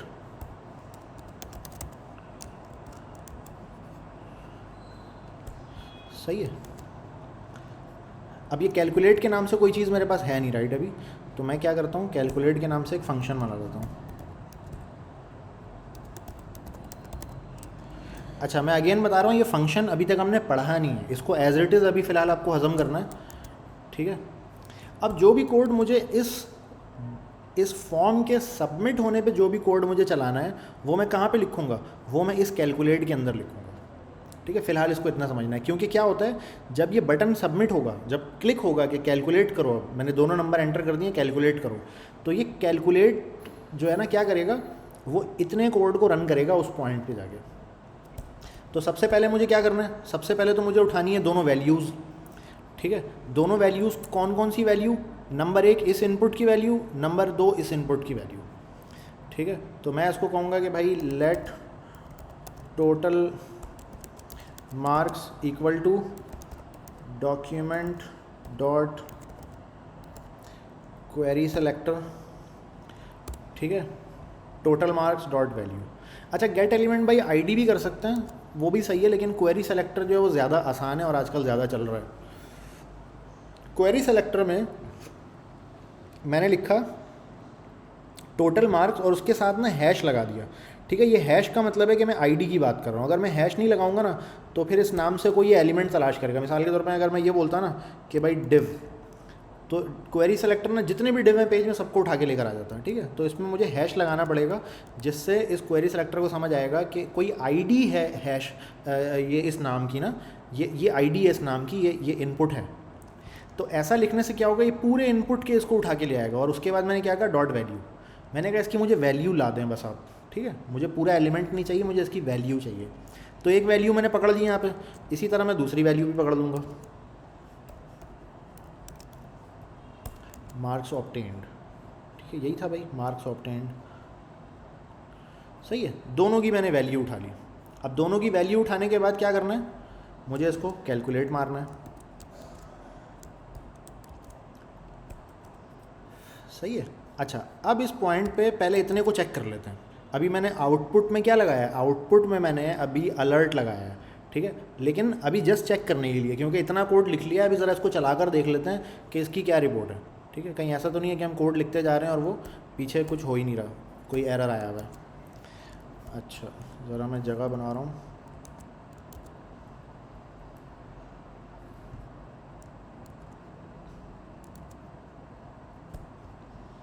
अच्छा तो एक दफ़ा हम रिवाइज़ कर लेते हैं कि अभी तक हमने लिखा गया है। हमने एक हेडिंग लगाई परसेंटेज कैलकुलेटर, हमने एक फॉर्म बनाया, ठीक है। उस फॉर्म के अंदर 2 इनपुट बॉक्सेस लगाए, ठीक है। दोनों के अंदर कुछ ना कुछ वैलिडेशंस लगाई हमने कि रिक्वायर्ड है ये, और फिर एक सबमिट का बटन लगाया, उसकी टाइप कर दी हमने सबमिट, ठीक है। और ऑन सबमिट पे यानी सबमिट का बटन जब प्रेस किया जाएगा तो उस पर मैंने क्या लगाया, कैलकुलेट का फंक्शन कॉल किया उसके ऊपर मैंने, ठीक है। कैलकुलेट का फंक्शन उस पर कॉल किया मैंने, और ये कैलकुलेट का फंक्शन है, ये चलेगा फंक्शन, ठीक है। फंक्शन को अभी हमने पढ़ा नहीं है, फंक्शन को इंशाल्लाह हम डिटेल में पढ़ेंगे, लेकिन अभी फ़िलहाल इसको इसी तरह से देखना है कि जब वो बटन पे क्लिक होगा तो इतना काम हो जाएगा। तो अगर ये मेरा कोड सही है तो जब मैं दोनों में वैल्यू एंटर करके सबमिट का बटन दबाऊँ तो यहाँ पे अलर्ट में मुझे परसेंटेज का जो रिज़ल्ट है वो दिख जाना चाहिए। आ जाते हैं जी यहाँ पे हम, और इसको मैं रिफ़्रेश करता हूँ। रिफ़्रेश जैसे ही किया मैंने तो मैंने देखा यार इस फॉर्म के अंदर ना कुछ मसले हैं थोड़े, और वो मसले क्या हैं, वो मसले ये हैं कि वो सब एक ही लाइन में शो हो रहा है। इसको मुझे BR लगाना पड़ेगा थोड़ा, ठीक है। BR लगा दिया मैंने ताकि थोड़ा नीचे आ जाए, ठीक है जी। तो अब काफ़ी मेक सेंस हो गया ये। मैंने कहा भाई टोटल मार्क मेरा था 1000 और मैंने ऑब्टेन किया है एट 70 कैलकुलेट, तो ये 87% मेरे पास यहाँ लिखा हुआ आ गया स्क्रीन पे, राइट। तो इसका मतलब है कि अभी तक का जो कोड था मेरा वो बिल्कुल सही था, ठीक है वो। खैर मैंने कहा कि भाई 1250 टोटल मार्क में से अगर मैंने 870 किया है तो 69.6% ये बनता है, ठीक है। अब मेरा काम क्या है, अगला मेरा काम ये है कि अलर्ट, जैसा कि मैंने जिक्र किया था, डिस्करेज किया जाता है अलर्ट को यूज़ करना, तो उसको मुझे अलर्ट को हटाना है, मुझे स्क्रीन के ऊपर डिस्प्ले करवाना है, ठीक है। मिसाल के तौर पे अगर मैं यहाँ पे जाऊँ और मैं परसेंटेज कैलकुलेटर अगर लिखूँ यहाँ पे, मैं ये आ गया परसेंटेज कैलकुलेटर .net, तो इसमें ये क्या करते हैं, मैंने कहा कि 1200 इसमें 3 तरह के परसेंटेज हैं, 1200 850 कैलकुलेट, तो ये यहाँ पे लिखकर बता देते हैं। तो हमें भी इस तरह लिखकर बताना है, राइट। हम भी यहाँ पर लिखते हैं भाई 1200 और जो भी हमने लिखा भाई 340, बहुत कम परसेंटेज है, ये 28% मुझे स्क्रीन पे लिख के बताना है, अलर्ट पे नहीं बताना, अलर्ट डिस्करेज किया जाता है।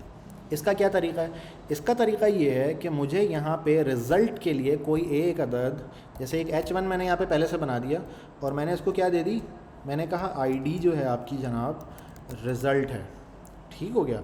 और इस H1 के अंदर अभी मैंने फ़िलहाल कुछ भी नहीं लिखा है, ठीक है। H1 को मैंने खाली छोड़ा हुआ है, अभी खाली छोड़ने की वजह से स्क्रीन पे ये H1 नज़र नहीं आ रहा है। अगर मैं इसमें कुछ लिख दूंगा तो ये स्क्रीन पे नज़र आने लग जाएगा, ठीक है, स्क्रीन पे नज़र आने लग गया, लेकिन इसको मैंने खाली छोड़ा हुआ है। इसमें मैं डेटा कब डालूंगा, मैं प्रोग्रामेटिकली जावा स्क्रिप्ट के ज़रिए इसके अंदर डेटा पुट करूँगा, जब मेरा परसेंटेज कैलकुलेट हो जाएगा तो मैं इसमें, इसको मैंने उड़ा दिया। अब मैं क्या ये तो इतनी स्पीड में लिख के देता है ना कि जो मैं असल में चाह रहा नहीं हूँ इतनी स्पीड में लिखना। अच्छा, तो मैं क्या बोलूँगा, डॉक्यूमेंट डॉट क्वेरी सेलेक्टर, सही है, क्वेरी सेलेक्टर। उसके बाद मैंने क्या कहा, मैंने कहा रिज़ल्ट हैश के साथ रिज़ल्ट, ठीक हो गया। और मैंने कहा dot inner HTML equals to जो भी वेरिएबल था मेरा रिज़ल्ट वो मैंने डाल दिया। और सिर्फ रिज़ल्ट डालने से क्या होगा कि मुझे सिर्फ ना वो नंबर लिखा हुआ आ जाएगा, यानी 28 लिखा हुआ आ जाएगा। मैं ये नहीं चाहता कि 28 लिखा हुआ है, मैं ये चाहता हूँ कि वो साथ में छोटा सा % भी बना हुआ है, ऐसे करके, ठीक है। तो मैंने वो % भी इसके अंदर बना दिया। अस्सलाम वालेकुम।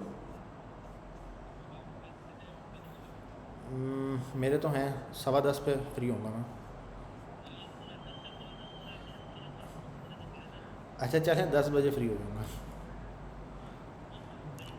जी। चलें मैं कॉल करता हूँ या आप कर लीजिएगा, याद दिला दीजिएगा। चलें, अल्लाह हाफ़िज़।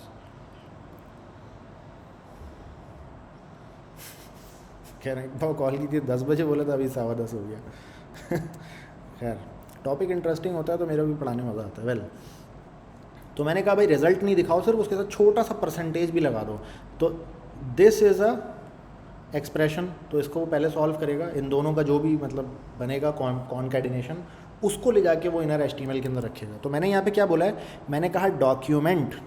व्हाट इज़ डॉक्यूमेंट, मेरा जो पूरा HTML का डॉक्यूमेंट है, यहाँ शुरू से लेके ये देख रहे हो डॉक टाइप लिखा हुआ है कि डॉक्यूमेंट की टाइप क्या है, HTML, ठीक है। तो when I am saying document it means your HTML document. उसके ऊपर मैंने लगाया क्वेरी सेलेक्टर। क्वेरी सेलेक्टर का मतलब क्या है कि एक एलिमेंट मुझे ढूंढना है इस पूरे डॉक्यूमेंट के अंदर से, ठीक है, क्वेरी सेलेक्टर। अब क्वेरी सेलेक्टर को कुछ ना कुछ मुझे पैरामीटर देना पड़ेगा कि भाई क्या ढूंढ के लाना है, सही है। ज़ाहिर है मैं अगर आपको बोलता हूँ कि यार चप्पल की दुकान में जाओ और चप्पल लेकर आ जाओ, तो आप ज़ाहिर सवाल पूछेंगे कि यार कैसी चप्पल चाहिए आपको, कोई डिस्क्रिप्शन हो, कोई कुछ का नाम हो, कुछ ID हो। तो इसी तरह मुझे यहाँ पे मैंने जब कहा कि क्वेरी सेलेक्टर ढूंढ के लाओ एक एलिमेंट, क्वेरी करके लाओ, तो मैंने साथ में ये भी बताया कि रिज़ल्ट के नाम से एक ID होगी जिस एलिमेंट पे, वो वाला एलिमेंट सिर्फ लाओ, ठीक है। तो इतना कोड लिखने से मुझे क्या मिल गया, वो पूरा एलिमेंट मुझे मिल गया एक साथ। उसके बाद मैंने कहा कि उसके जो अंदर HTML है ना, उसमें क्या रखवा दो, उसमें रखवा दो रिज़ल्ट और % साथ में उसके मिला के रखवा दो, ठीक है। मुश्किल तो नहीं था कुछ, 4 लाइन का कोड है ये, 4 लाइन के कोड में आपका ये पूरा सॉफ्टवेयर अल्हम्दुलिल्लाह तैयार। मैंने कहा कि भाई 1000 मेरे टोटल मार्क्स हैं और 650 मैंने गेट किया। ये क्या हुआ, रिफ़्रेश क्यों हो गया मेरा पेज?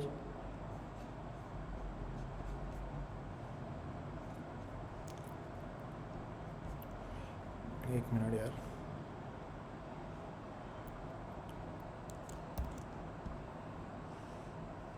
कॉपी पाथ,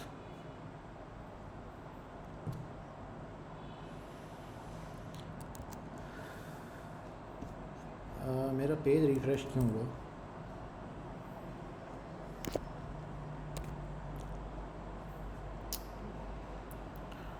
अच्छा, ये जो मैंने फॉल्स लगाया ना यहाँ पे, ये मैंने इसलिए लगाया है कि ये पेज रिफ़्रेश ना हो, लेकिन ये पेज स्टिल मेरा रिफ़्रेश हो रहा है। तो जस्ट मुझे 1 मिनट दीजिएगा, मैं ज़रा देख लूँ कि ये कोड कैसे लिखा था मैंने इससे पहले भी मैंने ये कोड लिखा, सही चलता है।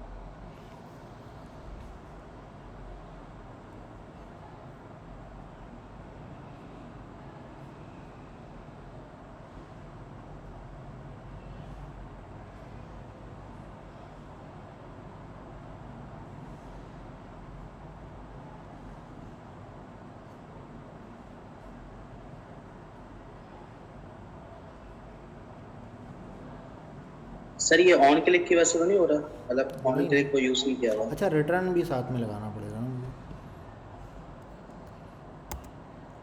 ओ सारा ही कुछ बंद हो गया।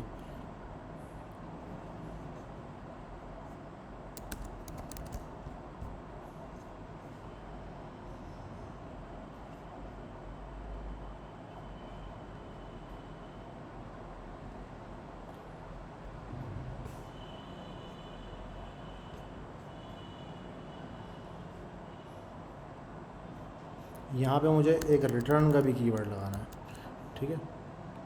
अच्छा, ये एक जुगाड़ तरीका है जिसके ये रिफ़्रेश नहीं होता जिससे पेज, ठीक है। इंशाल्लाह फ्यूचर में ना हम इसका प्रॉपर तरीका देखेंगे जो अभी इंडस्ट्री में चल रहा है, लेकिन वो असल में तरीका जो है ना थोड़ी कन्फ्यूजन क्रिएट करता है, ठीक है। अभी तो इस वक्त मैं ये चाहता हूँ कि वो वाला तरीका डिस्कस ना हो, अभी ये तरीका डिस्कस हो, ठीक है। आपने जस्ट जो भी फंक्शन लिखना है ना उसके आगे आपने कह देना है यहाँ पे रिटर्न फॉल्स, तो उसकी वजह से ना फिर आपका पेज रिफ़्रेश नहीं होगा, ठीक है। असल में फॉर्म सबमिट करने पे ना उसका डिफ़ॉल्ट बिहेवियर ये है कि पेज को रिफ़्रेश करता है वो, ठीक है। तो ये तरीका है, इससे वो रिफ़्रेश नहीं करेगा। फॉल्स के बाद टर्मिनेटर भी लगेगा क्या? इसके बाद टर्मिनेटर लगेगा। फॉल्स के बाद लगा दें तो सही है, ना लगाएं तो कोई मसला नहीं है। ये इनलाइन जावास्क्रिप्ट जो है ये समझने के लिए तो ठीक है, लेकिन जाहिर है बाद में तो अलग ही यूज़ हो। हाँ नहीं, ये बस सही है। ये भी इंशाल्लाह वो एक प्रीवेंट डिफ़ॉल्ट करके एक फ़ंक्शन होता है, वो इंशाल्लाह फ्यूचर में पढ़ेंगे। वो प्रॉपर तरीका है, वो इंडस्ट्री में यूज़ हो रहा है अभी राइट नाउ। खैर, तो मेरा पेज रिफ़्रेश हो रहा था तो वो मसला मैंने क्या कर लिया, हल कर लिया अपना। मैंने कहा कि यार 1000 और 650 कैलकुलेट, तो ये 65% लिखा हुआ आ गया। अच्छा, अब 65% के साथ मैं ये भी लगाना चाहता हूँ कि यार यू हैव गॉट 65%, राइट, इस तरह करके मैं लगाना चाहता हूँ। तो उसके लिए मैं क्या करूँगा, उसके लिए मैं ये करूँगा कि मैं इससे पहले आके भी एक स्ट्रिंग को कॉन्कैटिनेट करूँगा, सही है। मैंने कहा कि यू हैव गॉट, और यू हैव गॉट के बाद मैंने एक स्पेस दिया है, आप नोट कीजिएगा, ये स्पेस देना ज़रूरी है, वरना स्पेस दे के लिखूँगा तो आएगा 65 स्पेस के साथ। अगर मैं ये स्पेस नहीं दूंगा ना तो गॉट के साथ यूँ चिपक के आ जाएगा 6 लिखा हुआ, ठीक है, जो कि मैं नहीं चाहता। तो मैंने कहा यू हैव गॉट 65%, ठीक है। चला के देखते हैं इसको, 1000 और 870 एंटर, यू हैव गॉट 87%, सही है। आसान था, मुश्किल तो नहीं था।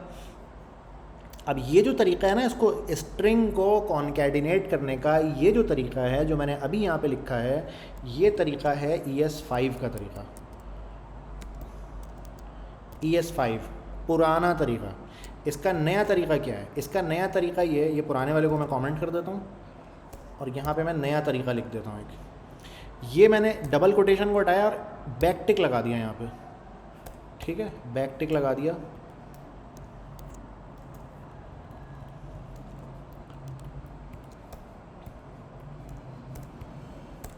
और बैक टिक को यहाँ पे क्लोज कर दिया, ठीक है। इसको गौर से देख लीजिए, ये है स्ट्रिंग को कॉन्कैटिनेट करने का नया तरीका जो कि ES6 में इंट्रोड्यूस करवाया गया है। अच्छा, ये जो है ये सिंगल कोटेशन नहीं है, ठीक है। सिंगल कोटेशन होता है ऐसा, सॉरी ऐसा होता है, ठीक है। सिंगल कोटेशन ऐसा होता है, ये है बैक टिक। बैक टिक आपके कीबोर्ड में एस्केप के बटन के ना नीचे अवेलेबल है। एस्केप का जिसमें अलिफ मद्दा लिखा हुआ है ना जिस बटन में, उस बटन पे बैक टिक का साइन मौजूद है। तो ये बैक टिक यहाँ से शुरू हुआ, बैक टिक यहाँ पे ख़त्म हुआ, ठीक है। अगर ये मैं ना भी लगाऊँ ना, सिर्फ अगर मैं ये सिर्फ ऐसे लिख दूँ तो क्या लिखा हुआ आएगा, यू हैव गॉट, ये लिखा हुआ आएगा। तो अच्छा, इस तरीके को क्या कहते हैं हम, इस तरीक़े को कहते हैं टेम्पलेटिंग। इसको हम कहते हैं ES6 टेम्पलेटिंग, ठीक है, स्ट्रिंग टेम्पलेटिंग, ES6 स्ट्रिंग टेम्पलेटिंग। टेम्पलेटिंग की स्पेलिंग क्यों गलत आ रही है?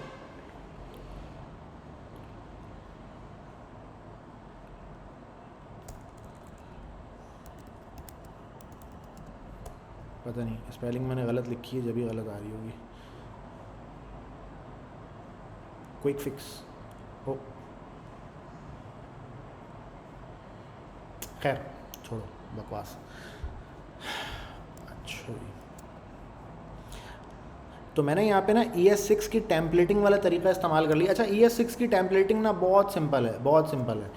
इसको आप ऐसे देखें कि कुछ स्ट्रिंग लिखा हुआ है पहले से, स्ट्रिंग के दरमियान में कोई भी वेरिएबल आपको डिस्प्ले करवाना है तो वो आप ES6 की टेम्पलेटिंग के ज़रिए करवा सकते हैं, ठीक है। ज़ाहिर है जुमला होता है बहुत सारा, ठीक है। जुमले में के अंदर बीच में कहीं ना कहीं वैल्यूज़ आ रही होती हैं। अगर मैं आपको अगर यहाँ पे ले जाकर दिखाऊं कि हेडलाइंस, ठीक है, अब ये हेडलाइन भी हमारी कौन सी आ गई ना, USA की हेडलाइन निकालता हूँ,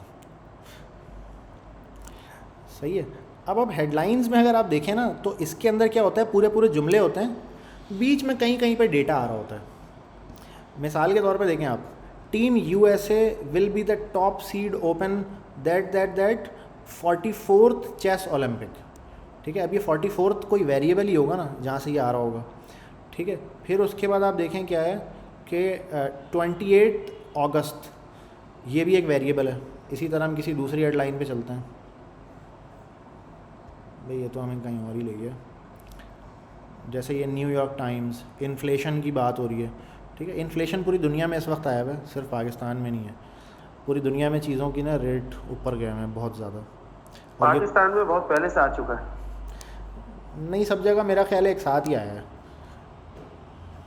ये कोविड के ना आफ्टर इफेक्ट्स हैं ये। खैर, अब आप देखें, the government reported on Friday that consumer prices climbed 8.6% over the year.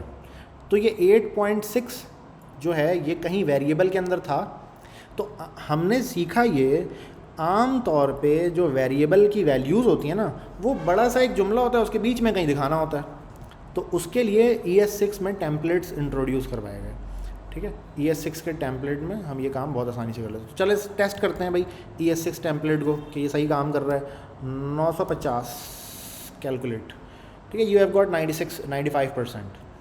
अब आप देखें दोनों का जो रिज़ल्ट है वो काफ़ी सिमिलर है, लेकिन अगर आप दोनों के कोड पे गौर करें तो एक का कोड काफ़ी ज़्यादा कचरा है और एक का कोड काफ़ी ज़्यादा क्लीन है। तो इसी कोड के जो क्लीन होने से ताल्लुक़ है इसका, right. That is called synthetic sugar, ठीक है। That is called synthetic sugar कि भाई इम्पैक्ट तो वही रहेगा जो पहले होता था, लेकिन लिखने का अंदाज़ उसका ऐसा हो जाएगा कि लिखने वाले को कोड लिखने में मज़ा आएगा, कोड को देखने वाले को कोड देखने में मज़ा आएगा, ठीक है। और इम्पैक्ट उसका वही होगा जो पहले होता था। तो that is called synthetic sugar. अच्छा, तो ये हमने सीख लिया, हमने इनपुट और आउटपुट लेना सीख लिया। देखो, ज़िंदगी में जितने भी सॉफ्टवेयर से आपका पाला पड़ेगा, चाहे वो फ्रीलांस आप कर रहे हो, चाहे कहीं जॉब कर रहे हो, कुछ भी कर रहे हो आप, तो बार बार सेव करना है, इसको भी बार बार सेव करना है। पता नहीं समझा नहीं मेरी बात। सर जी दोस्त, सर जो आपने पिछली क्लास में लाया ब्रेक का नया तरीका बताया था वो वर्क नहीं कर रहा, जैसे ये आपने बताया था कि ये स्केप लगा के तो लाइन ब्रेक हो जाता है, वो यही तो था, ES6 का टेम्पलेट ही तो था, वो बैकटिक से किया था मैंने। तो नहीं सर हुआ, मैंने ट्राई किया तो नहीं हो रहा था। अच्छा, आप क्लास के ना लास्ट में मुझे याद दिलाइएगा, मैं आपका ये मसला स्क्रीन शेयर करके देख लूँगा, ठीक है? सर वैसे आप उधर अपने कोड में करके दिखा दें एक दफा। आपको किस चीज़ में लाइन ब्रेक करनी थी ज़रा ये भी प्लीज़ बताएं। अलर्ट में? अलर्ट में जी। अच्छा, अलर्ट तो वैसे हम यूज़ ही नहीं करेंगे ना, अलर्ट को तो डिस्करेज किया जाता है मार्केट में ना, चलो ठीक। तो अलर्ट वैसे ही आउट हो गया है मार्केट से, तो उसकी ज़रूरत नहीं है ज़्यादा। अच्छा, तो हमने क्या देखा, मैंने ये बताया आपको कि ज़िंदगी में जितने भी सॉफ्टवेयर से आपका पाला पड़ेगा, जितने भी सॉफ्टवेयर आज तक बने हैं या आने वाले वक्तों में बनेंगे, उनमें क्या हो रहा होता है ज़रा गौर करें ना। अगर आप सोचें तो उसमें बेसिकली 3 काम हो रहे होते हैं। उसका जो प्रोसेस है, उसका जो फ़्लो है, वो तीन उसमें चीज़ें हो रही होती हैं। नंबर 1, यूज़र से कोई ना कोई इनपुट लेता है वो सॉफ्टवेयर। नंबर 1 ये हो गया, ठीक है? हर सॉफ्टवेयर यूज़र से कोई ना कोई इनपुट लेगा, यूज़र इनपुट के बगैर कोई सॉफ्टवेयर हो ही नहीं सकता। अच्छा, मिसाल के तौर पे गूगल क्रोम है, गूगल क्रोम खोलते ही मैं क्या करता हूँ, एड्रेस बार में जाके कुछ टाइप करता हूँ, एंटर करता हूँ, यूज़र इनपुट ले लिया इसने मुझसे। इसी तरीके से AC भी एक सॉफ्टवेयर है ना, AC मशीन है, सॉफ्टवेयर कह लो उसको या मशीन कह लो, जितनी भी मशीनें उसमें भी ये बात ट्रू है। वॉशिंग मशीन है जैसे, तो वॉशिंग मशीन में जाके सबसे पहले मुझे क्या करना होता है, उसको यूज़र इनपुट देना पड़ता है कि कितनी देर घुमाओ।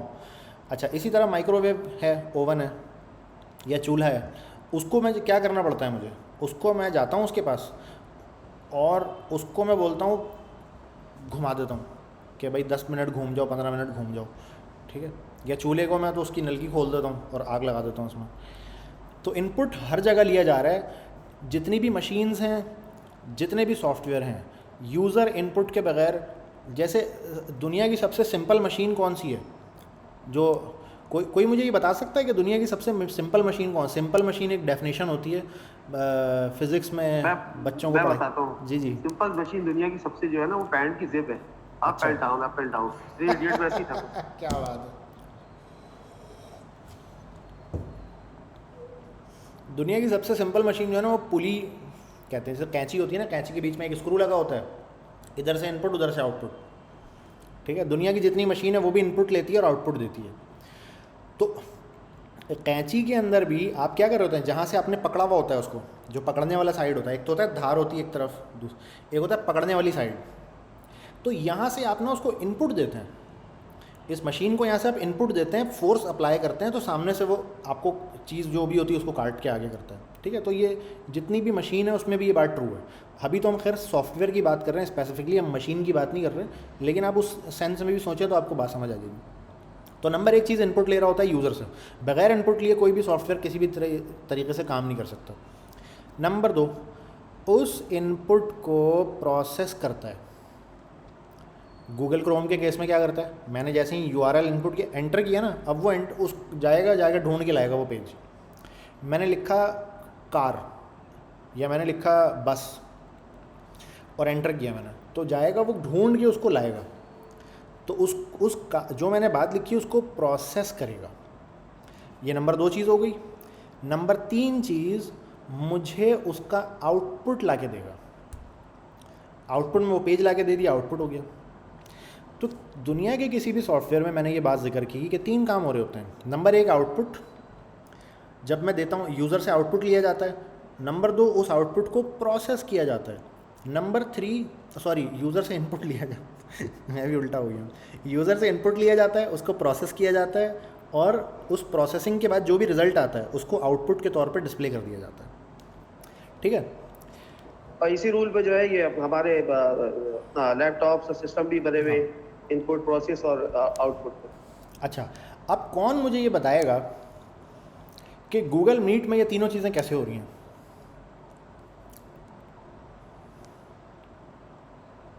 गूगल मीट भी तो एक सॉफ्टवेयर है ना।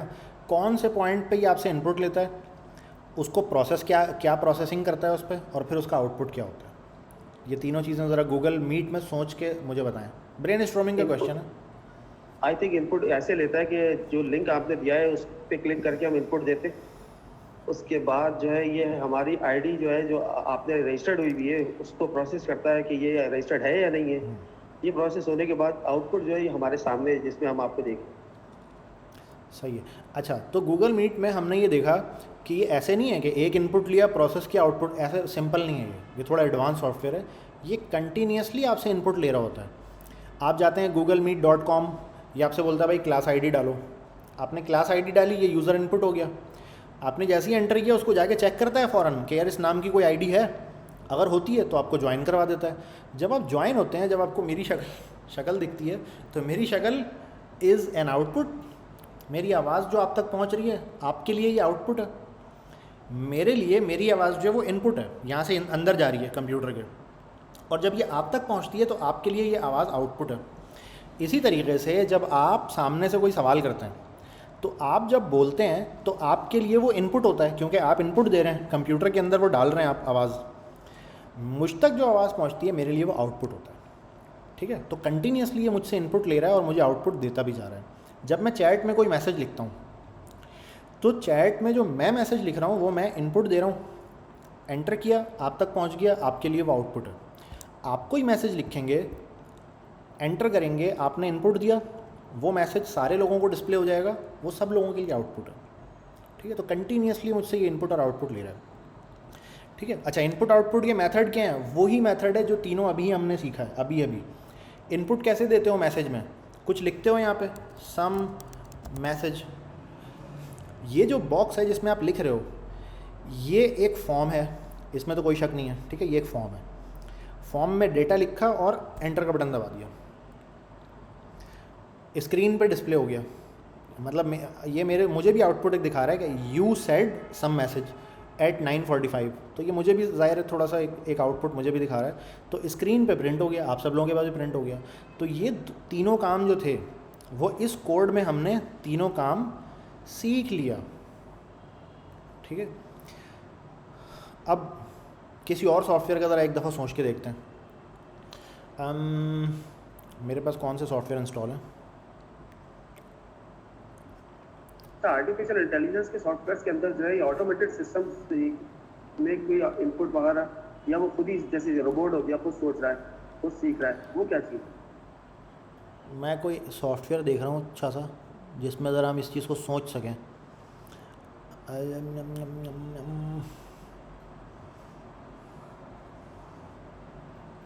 हाँ, माइक्रोसॉफ्ट ऑफिस के केस में ज़रा सोच के बताओ कि उसमें इनपुट किया है और आउटपुट किया है और उसको प्रोसेस वो क्या कर रहा होता है। ब्रेनस्टॉर्मिंग का क्वेश्चन है, सही गलत नहीं है, अपने ओपिनियन शेयर करें, हम डिस्कशन कर रहे हैं, दिमाग खुल रहा है हमारा। कोई और बता दे भाई, मैं तो बता दूंगा। तो माइक्रोसॉफ्ट ऑफिस में वो वर्ड के अंदर, हाँ वो MS वर्ड जो होता है, क्या उसमें जो हमारे बोर्ड पे जा रहे हैं, कौन कौन सा वर्ड दे रहा है? आपकी आवाज़ ना क्लियर नहीं आ रही है। हेलो जी, आपकी आवाज़ ना क्लियर नहीं आ रही, शोर आ रहा है आपकी आवाज़ में बहुत, फ़ैन चल रहा है शायद आपके पास बहुत तेज़। सर जो हम लिखते हैं वो इनपुट है, और जो वो फॉर्म पर लिखा जा रहा होता है वो आउटपुट होता है माइक्रोसॉफ्ट वर्ड। बिल्कुल सही बात बताया मोहम्मद अहमद ने कि जब आप माइक्रोसॉफ्ट वर्ड खोलते हैं तो उसमें उसमें एक बटन आ रहा होता है क्रिएट अ न्यू डॉक्यूमेंट, आप उस पर क्लिक कर देते हैं। वो क्लिक क्या था? वो यूज़र इनपुट है। आपने क्लिक किया, जैसे ही आपने क्लिक किया उसने ये समझ लिया कि अच्छा यार एक न्यू डॉक्यूमेंट बनाना चाह रहा है, वो आपकी इंस्ट्रक्शन को प्रोसेस किया उसने और आपके सामने एक ब्लैंक पेज लाके खड़ा कर दिया। अब वो ब्लैंक पेज जो था वो आउटपुट था, हो गया। अच्छा, अब अगला क्या होगा? अगला ये होगा कि आप उस पर कुछ लिखेंगे। ठीक है, तो जैसे जैसे आप बटन कीबोर्ड में दबाते जाएंगे वो वर्ड वहाँ पे लिखे हुए आते जाएंगे। तो ये जो आप बटन दबा रहे हैं ये इनपुट है और जो आपके सामने लिखा हुआ है वो आउटपुट है। आप बैक स्पेस करेंगे वो मिटेगा, स्पेस देंगे स्पेस आ जाएगा, जो आपकी स्क्रीन पे लिखा हुआ है वो आउटपुट है। ठीक हो गया। अच्छा, फिर आप क्या बोलेंगे? फिर आप बोलेंगे सेव कर दो इसको, Ctrl+S दबाएंगे तो सेव हो जाएगा। Ctrl+S क्या था? आपका इनपुट था, जो सेव हुआ जाके हार्ड ड्राइव में कहीं पे जगह ले ली उसने, डेस्कटॉप पे, डॉक्यूमेंट्स में कहीं पे, वो आउटपुट था उसका, ठीक है। या आप बोलेंगे कि कंट्रोल पी प्रिंट करो इसको, आपने जो कंट्रोल पी दबाया तो आपके सामने एक प्रिंट का डायलॉग बॉक्स खोल देगा, तो ये इनपुट आपने दिया, आप उसने आपको आउटपुट दिखा दिया। फिर उसमें सेटिंग कुछ करेंगे आप, और आप प्रिंट बोलेंगे, प्रिंट 1 पेज 2 पेज कितनी कॉपी निकालनी है, वो पूछता है लैंडस्केप पोर्ट्रेट, आपने प्रिंट का बटन दबा दिया। अब ये जो आपने यहाँ से इनपुट दिया ना, प्रिंट करो, इंस्ट्रक्शन दिए, एक हुक्म दिया कि प्रिंट करो, उसका आउटपुट निकला प्रिंटर से, ऐसे चूँ करके वो पेपर पूरा बाहर आ गया, सही है। तो ये आपका आउटपुट हो गया। अच्छा, प्रिंटर के केस में, प्रिंटर के केस में इनपुट आउटपुट क्या है?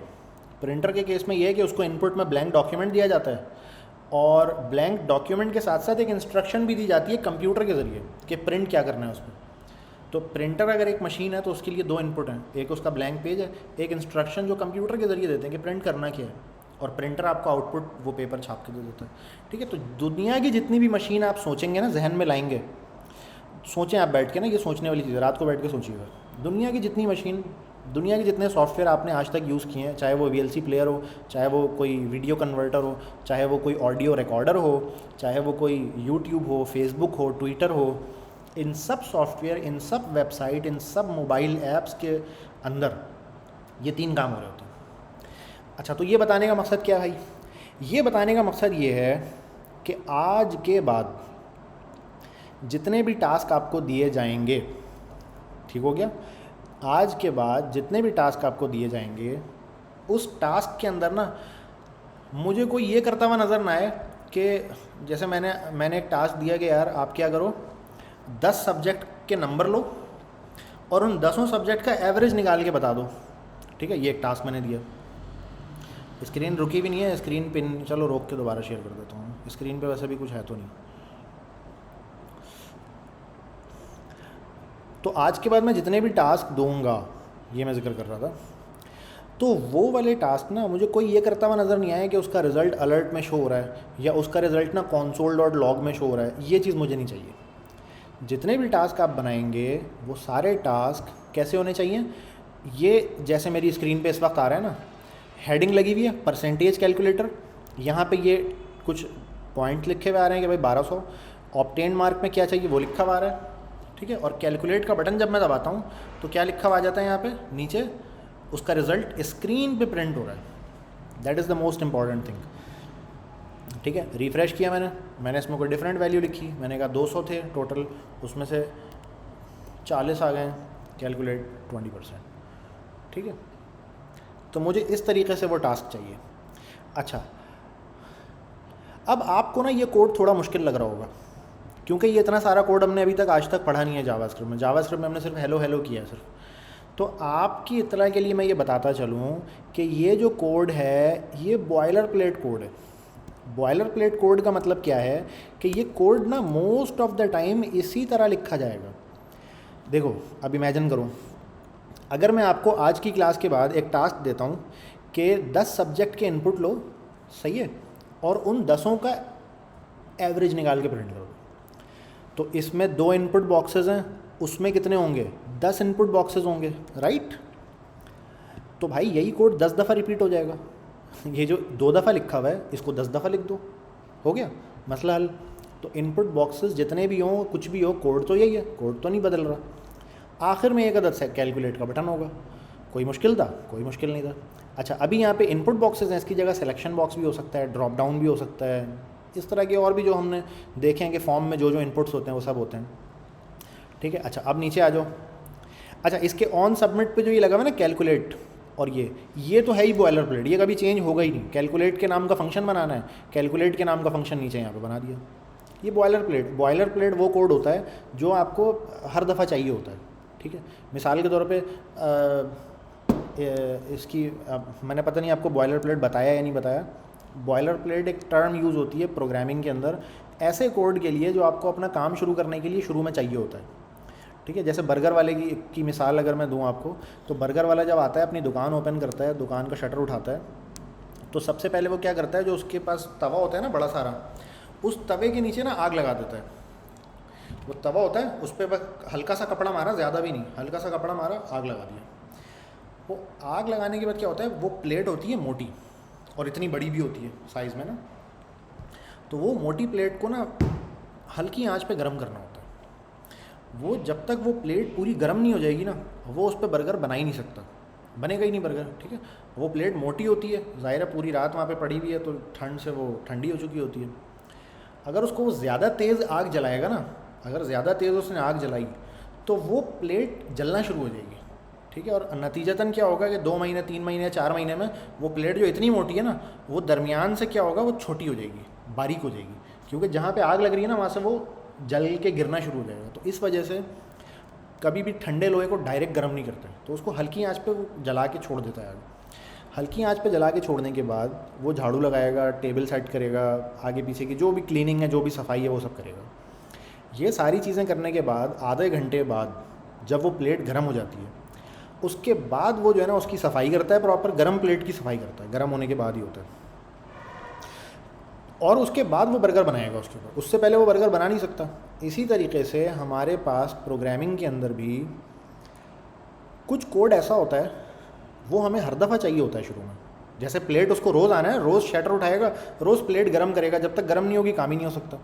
इसी तरह प्रोग्रामिंग में भी जब भी हम कोई नई ऐप पे काम करना शुरू करते हैं, एक कोई नई चीज़ बनाना शुरू करते हैं, तो क्या होता है कि हमें कुछ कोड ऐसा होता है शुरू में जो हमेशा चाहिए होता है, हर दफ़ा चाहिए होता है।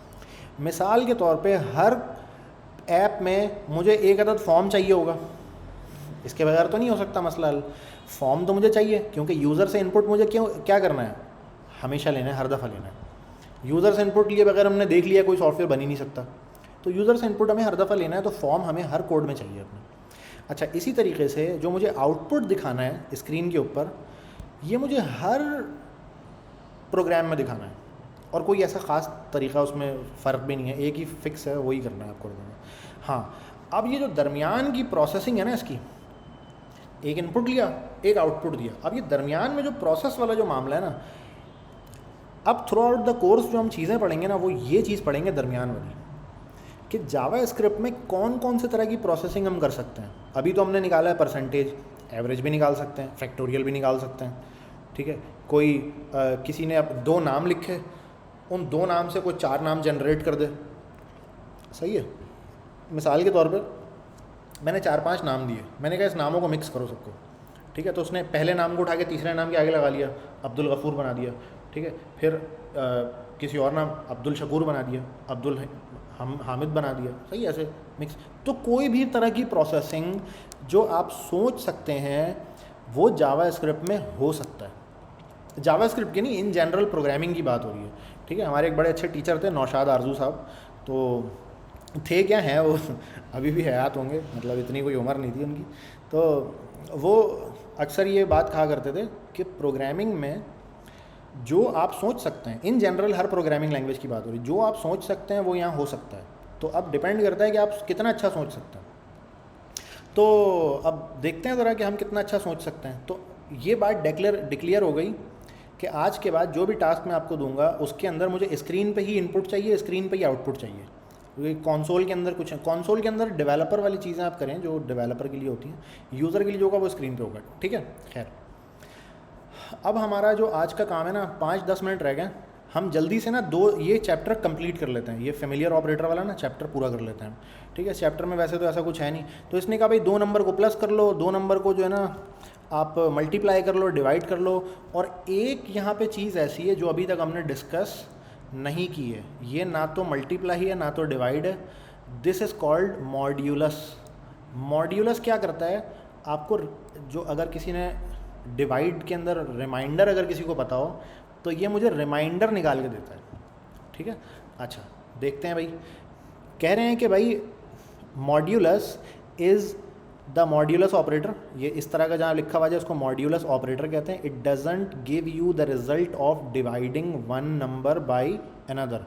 असल में तो ये क्या कर रहा होता है, ये जो दोनों नंबर है ना इनको आपस में ये डिवाइड कर रहा होता है, 10 डिवाइड बाई 3 डिवाइड कर रहा होता है, लेकिन आपको ये देता क्या है, आपको ये उसका डिवाइड का रिजल्ट नहीं देता, आपको ये देता है it gives you the reminder when the division is executed, ठीक है। तो अगर किसी ने बचपन में वो ब्रैकेट लगा के डिवाइड करने वाला तरीका किसी ने किया है तो उसमें रिमाइंडर का आपको पता होगा। If one number divide evenly into another the modulus operation returns 0।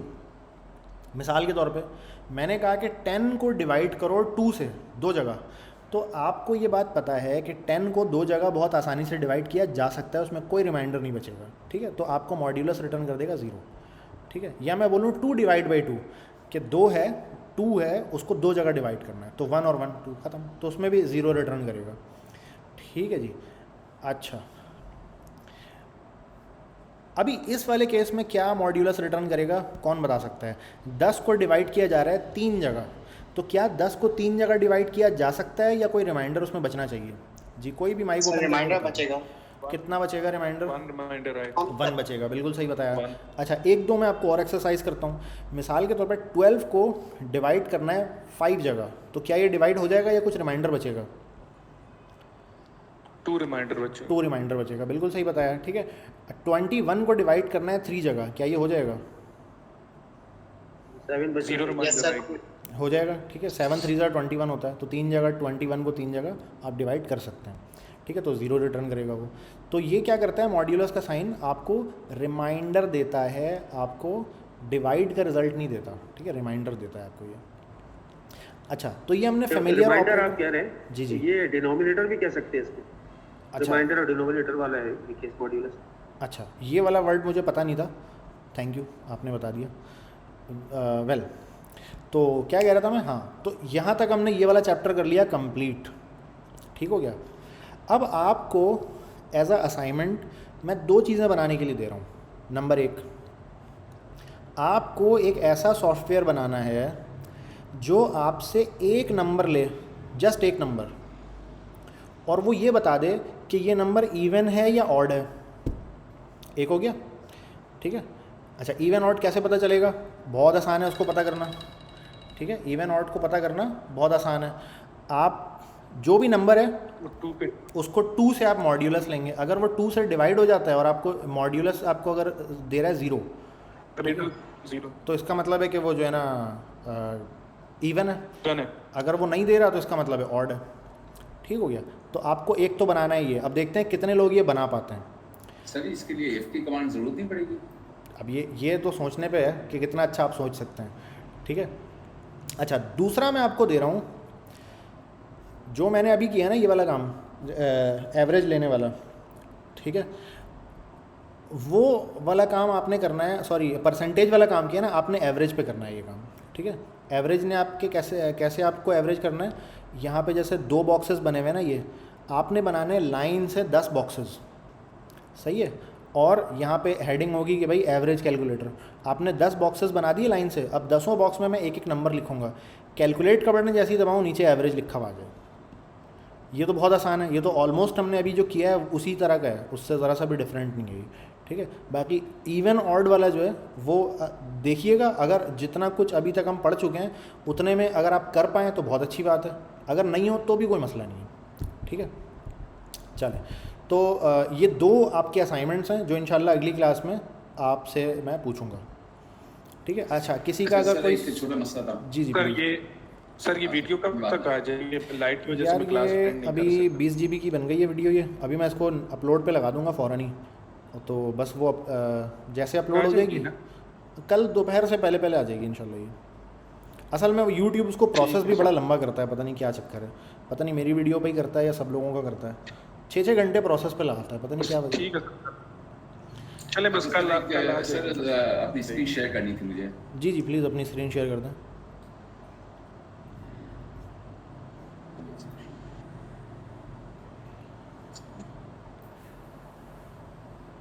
अच्छा, मैंने जस्ट 1 मिनट की बात पूछनी है जी, फिर मैं जा रहा हूँ। ये विजुअल स्टूडियो में ये बॉयलर प्लेट, ये जब हम साइन अप एक्सक्लेमेशन दबाते हैं तो हाँ। पूरा HTML का कोड आता है, ये भी बॉयलर प्लेट जी है? जी, वो भी बॉयलर प्लेट है, वो HTML का बॉयलर प्लेट है, उसके बगैर HTML का डॉक्यूमेंट स्टार्ट नहीं होता। लेकिन ये कि वो बॉयलर प्लेट इन्होंने एक बहुत जनरल लेवल पे बनाया हुआ है, आप चाहें तो पूरा फॉर्म वगैरह सब करके ना भी बॉयलर प्लेट अंदर लगा सकते हैं। ये इसका ऑप्शन होता है VS कोड में ना, कि जब आप एक्सक्लेमेशन दबाएं तो क्या आना चाहिए, ठीक है। वो जो कोड आता है ना वो आप चेंज भी कर सकते हैं अंदर से जाके, मैंने किया नहीं है लेकिन कर सकते हैं, मुझे पता है ये। अच्छा सर, आपके साथ मैं भी ये कोड कर रहा था, तो मेरे पास ये एरर आ रहा है।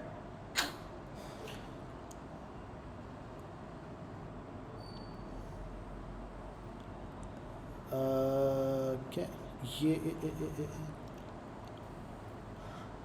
अपना कोड दिखाइएगा ज़रा।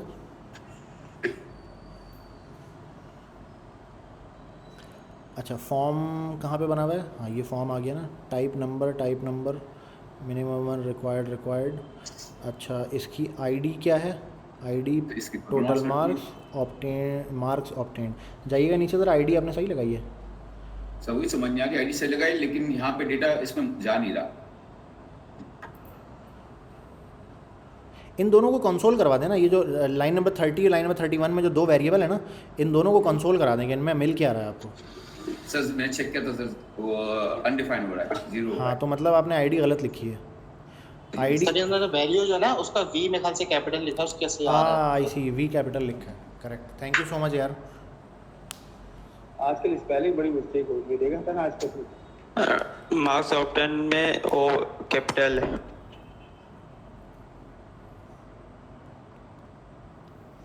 अच्छा ये आईडी को चेक करने का तरीका ये है कि आप इस पर डबल क्लिक करें आईडी पे, किसी भी चीज़ पे, और आपको ना ऊपर भी वो हाईलाइट करके बता देता है अगर वो सेम होता है तो। हाँ देखें जहाँ जहाँ सेम है ना वो हाईलाइट कर दिया उसने, देखें हाईलाइट कर दिया, सेम है मतलब। ठीक है, अब मार्क ऑब्टेन पे करें, ये देखें हाईलाइट कर दिया, मतलब ये सारे सेम है। तो इस तरह भी चेक हो जाता है ये। तो रन करके देख लेता हूँ, ये मसला था। चलें जी, इंशाल्लाह फिर आपसे मुलाकात रहेगी अगली क्लास में। और किसी का भी कोई सवाल हो तो वो ग्रुप में मुझे मेंशन करके पूछ सकता है, और क्लास के शुरू में या क्लास के आखिर में भी पूछ सकता है। ठीक है जी, तो चलिए जी, ठीक है, बाय। अल्लाह हाफ़िज़।